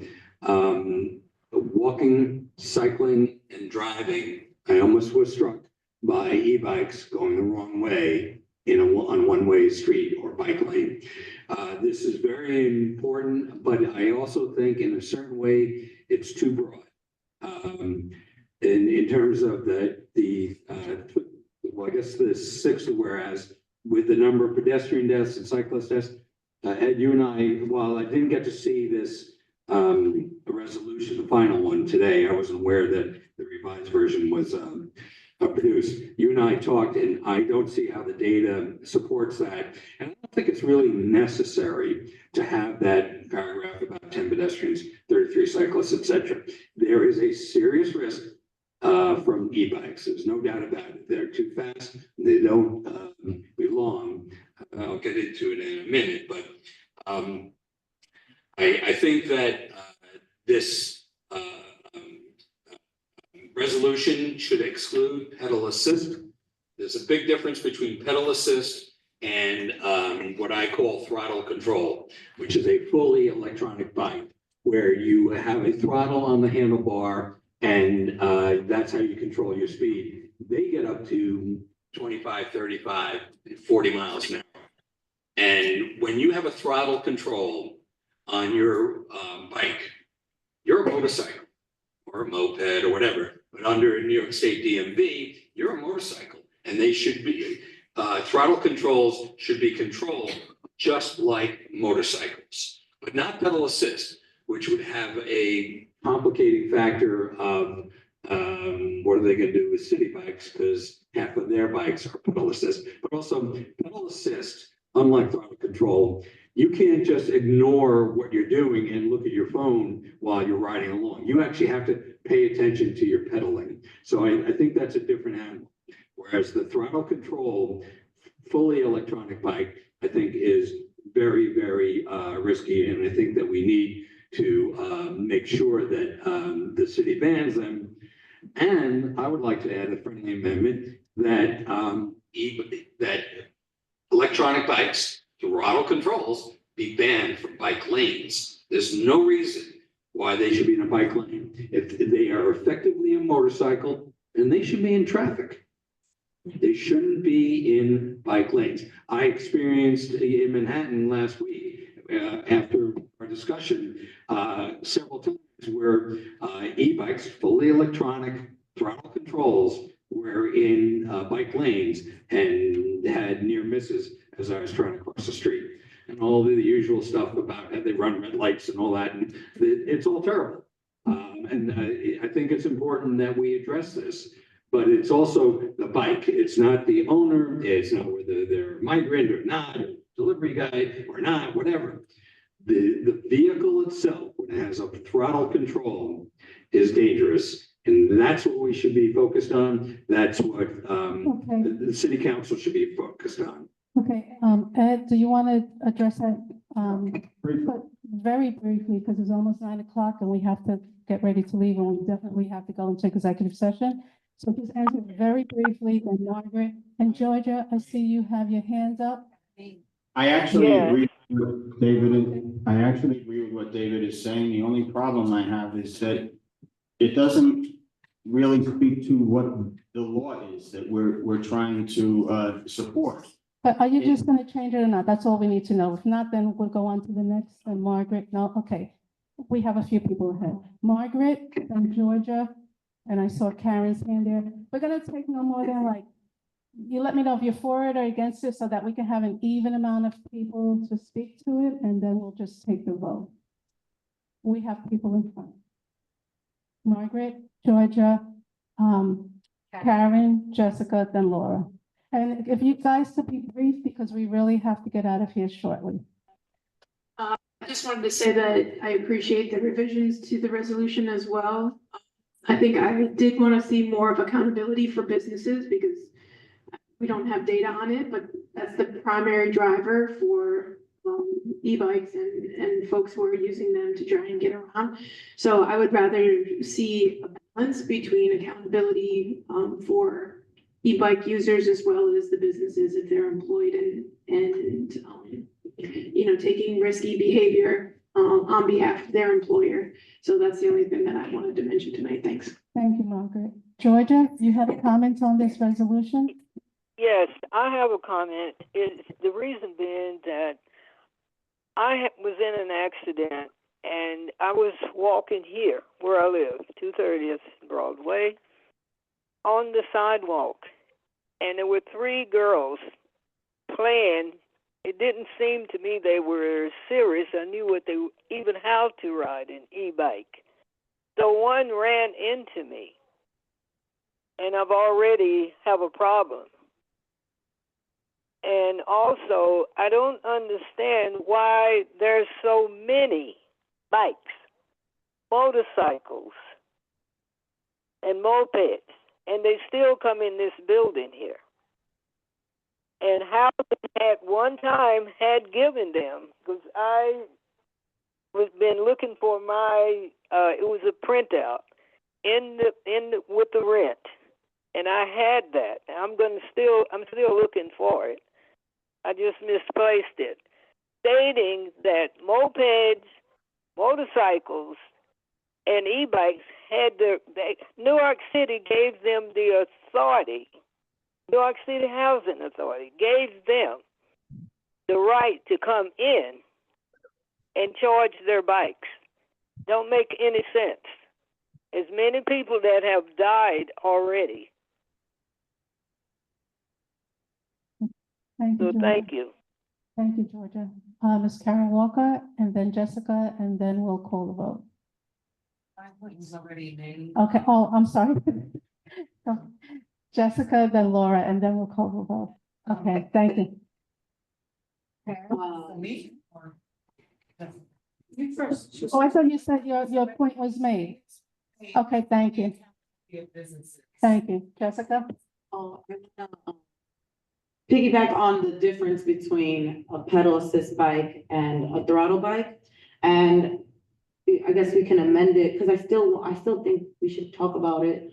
Can we change all the references to e-bikes to, or e-scooters to say throttled driven bikes? Would you be open to that amendment? Absolutely not, because that's not the law that's being, before us by the city council. It would have nothing to do with what we're trying to support here. It's like a cut. We support the law in its entirety. No, we don't. Yeah, I don't, right? So like for me, like commuter biking, a pedal assist bike, like we're very hilly, especially in Riverdale. So it's just like, it's actually dangerous when I don't have a little pedal assist, right? To get through those big hills, and it's really scary, and then you're alone, right? And it's just like, it kind of kills the idea of like going outside and smelling the flowers. And I feel like if we attack pedal assist, it kind of just kills the idea for people who might not be in the best shape, and want to use their bikes and take advantage of our parks.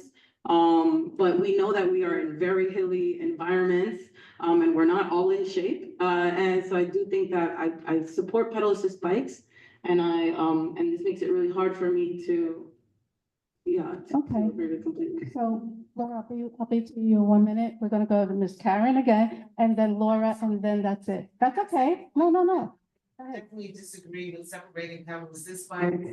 Wait, please use the microphones because the people on Zoom need to hear you. I disagree with separating pedal assist from throttle. Pedal assists are equally as dangerous, and I'm talking about from the perspective as a driver, right? When we have people riding bikes, whether they're pedal assist or throttle, and they don't follow the traffic rules, it creates a big hazard. And we as drivers bear the responsibility to be careful for them when they're doing something reckless. And to veer out of the way to not hit a pedal assist or a throttle is very dangerous for a driver, because we may hit other cars and pedestrians. And so I think that pedal assist, as Mr. Bender was saying, should be subject to the same thing, and that's the law that we're considering. So I think that should remain. Absolutely. Okay, so I want everyone to raise their hand except for Laura, because I'm gonna give you the last word. Anyone else who wants to make a comment, because I see 2 hands just went up. Anybody else? Daniel and Stephen, that's it? Okay, so Stephen, Daniel, and then Laura, I'm gonna give you the last word. Mindful of the time, I just wanted to make 2 very quick points. The first, in response to Jessica, no one is saying that your use of pedal assist bikes is not valuable for you and for many people. This just asks you to register them. That's number 1. No one's saying don't use that bike. Number 2, pedal assist bikes without throttle, and many of these bikes have both, are able and rated to go up to 25 miles per hour, irrespective of whether there's a throttle.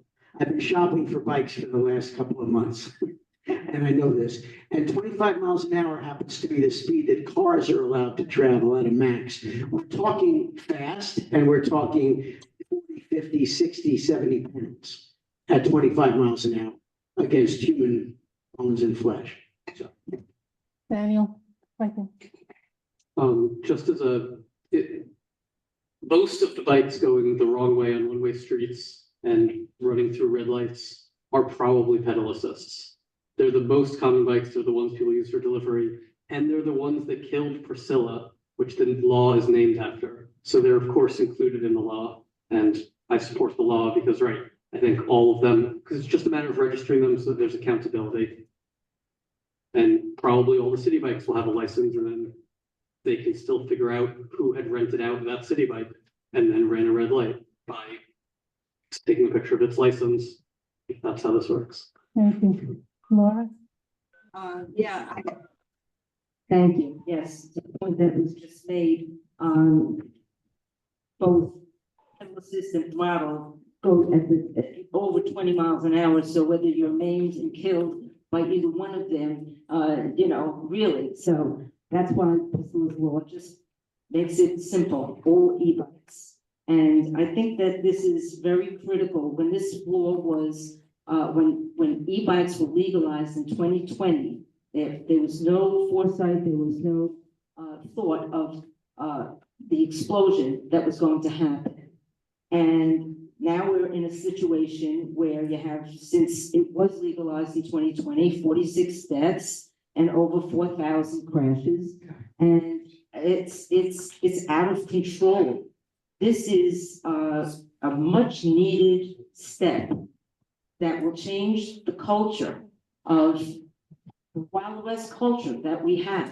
And I have to say, public safety, people come into the 5-0 all the time, and they talk about what's going on the sidewalks. They're afraid for their children. This is a serious public safety issue. And we would be remiss if this committee did not bring this up, because this is what's coming out of the city council, Priscilla's law. And we feel very strongly that it deserves our support, because people are getting killed every day or maimed in accidents, and this will put things under control. When you remove the anonymousness, you have more accountability. And whether there's an ID that would need to be made in a park or on the street, this is going to improve public safety. And that's why I'm urging us to support it. Thank you. Thank you, Laura. So we'll call the question. Anybody make a motion to?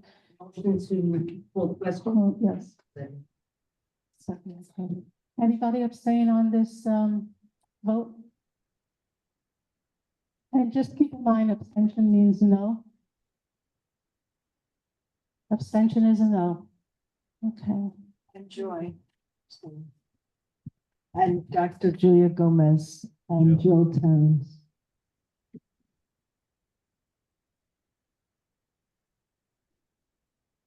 Anyone online abstain on Zoom? No. Anyone opposed? It's unnecessarily, so I vote no. Jessica Sosa And Constance. and Constance Font. Nobody on Zoom. And then those in favor. Oh, wait. All else in favor. Yeah.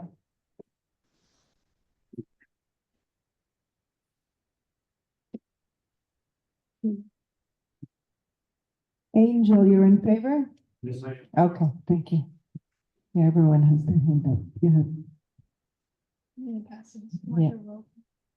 Do you want me to, it's gonna close. I mean, it's straight away.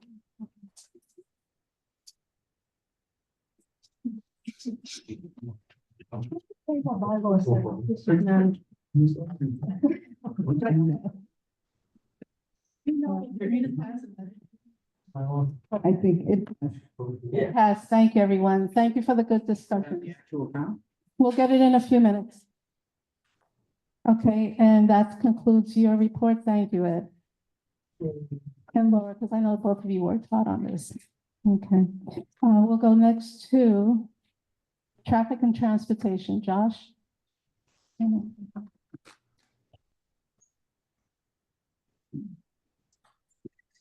Is there? Yes. At the last meeting, we spoke about step streets for the next year's budget. Ed and Laura spoke Priscilla's law at the last meeting. And at the next meeting, the 20th of February, we invited the DA's office, the Deputy Borough Chief of Vehicular Crime, will speak on Priscilla's law. That's it. Thank you. Thank you. Good timing on that. Thank you, Josh. You, Rhonda? Hey everyone, good evening. Oh, this is the Comeback Kid Award is gonna be sent out this week. Please promote it and get lovely youth to apply. Want to thank Marty, the committee, Kevin, Karen, Cesar, Julie, and Farron Hardy for the support with the award and the eligibility. SYEP applications open. It is due February 28th. Please try to persuade youth ages 14 to 24 to apply.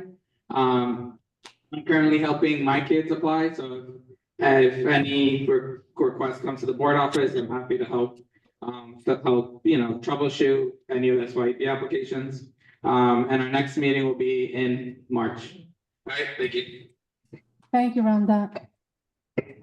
We'll go next to the special committee on Hudson River Greenway. We will be meeting on February 27th, and I hope to get an agenda out. I'll try for the end of this week, but certainly 10 days in advance. Thank you. Special committee on racial equity, Margaret. Hi, everyone. Our next meeting is on March 6th. Thank you to Bob Bender for always being a champion and inviting the New York City Commission on Human Rights. We will have a presenter from that department, as well as perhaps another surprise. So hoping that you all can join us. Please look out for our Combating Hate flyers in the community. Those should be going up soon. So thank you. Thank you. The next, we're almost finished. We have about 10 more minutes and then we're out of here. We really have to go into executive session, which will be 2 minutes. Okay, next, Irving Latimer Community Award. Community Service Award. Hi, Latimer. good evening, everybody. The press release went out for the Irving Latimer Award. I just learned that we have one nominee came in. The deadline, I believe, is March 1st to get your nominees in. So if you know anybody, that's worthy of this lovely award, please send in a nomination, reach out, get a copy of the press releases, get it out to your friends. This way we can get this in and get somebody nominated. Thank you. Okay, Aging Committee. And I have Aging Committee, we have a meeting on Thursday. I have Department of Finance come in and talk about free dream and finances to help older adults. So it's going to be very informative and be there, be square. We'll be at the office, so you can watch us on Zoom. Thank you very much. Oh, yeah, the next meeting is Thursday at 4 o'clock. Thank you. Okay.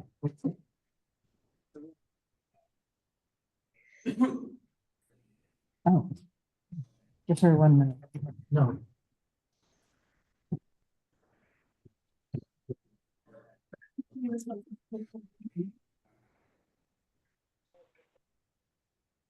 Okay. I just did that and I can hear. Okay, any old business, new business? Okay. Old business, wait 1 minute, there may be an error.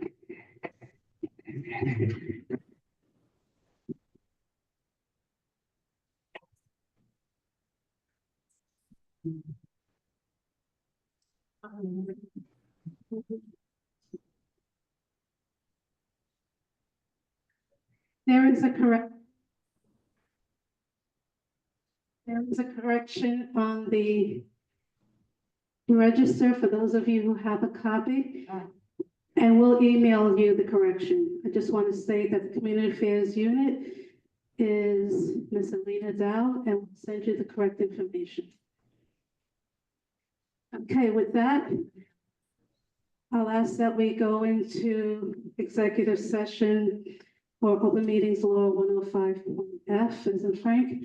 For those of you on Zoom, if you're not a board member, we're going to put you into the waiting room.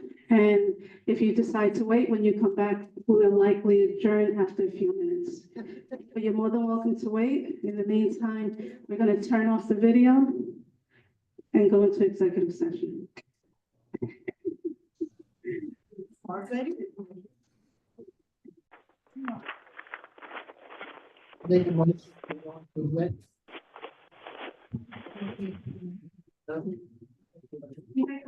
To go into exec. Second. One down, please. Mary Ellen made a motion to go into exec. Second, those opposed? All in favor? Any abstentions? If you could post this one. Thank you. This vote is kind of late. You had to vote in public to go into public session, executive session.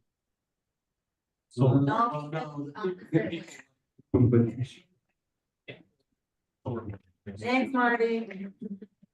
Okay, so. Let me pause it.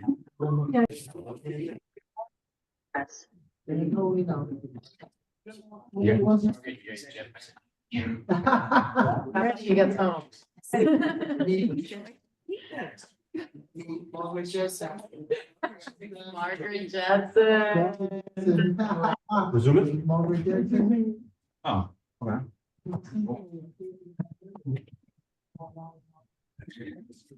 Anybody in the waiting room? No, we're good. Okay, so we're back at it, executive session at 9:25 PM. Okay, so I make a motion to the resolution on the agenda. Okay, any opposed, abstain, all in favor? Okay, with the resolution being Monterey Board Aid approved a 10% salary increase for district manager on a $95,000 salary. Whereas there was an error stating the salary was 95,000 when we were advised that it's 99,250. So we are now submitting the present resolution that we give our district manager a 10% increase on her 99,250 salary, bringing her salary to 109,175. So this resolution is to give our district manager a 10% increase. Any questions? A motion to move? Okay, any opposed, abstention? Okay, so let's take a vote. Now we're gonna vote. Those opposed for the salary? Say, can't hear me on Steve. Steve? Anyone opposed? I can. Any opposed, any abstentions? Okay, we have 3 abstentions. Get my glasses away. I have an extension. Okay, hold on, Sylvia. David? Jill? Wait a minute, everybody wait 1 minute, okay? David, Jill, Walker, Constance. Anybody else? Okay, now I'm gonna look at the Zoom. Sylvia, you oppose? Sylvia? Wait, you guys oppose or abstain? Abstain. Sylvia? Sylvia, I need you to say something. We can't take your vote. without you saying- Abstain. Sylvia's abstaining. Sylvia, David, Jill, Constance, Ms. Walker, and that's it. Okay, everybody else approved. Thank you, everybody. Now we're going to adjourn. Oh, wait. I have to let you know the motion passed. I mean, the resolution passed. Thank you. Okay, so adjourn. Yes. Thank you. Thank you, everybody. Our next meeting is March 11th. Get home safely. Thank you.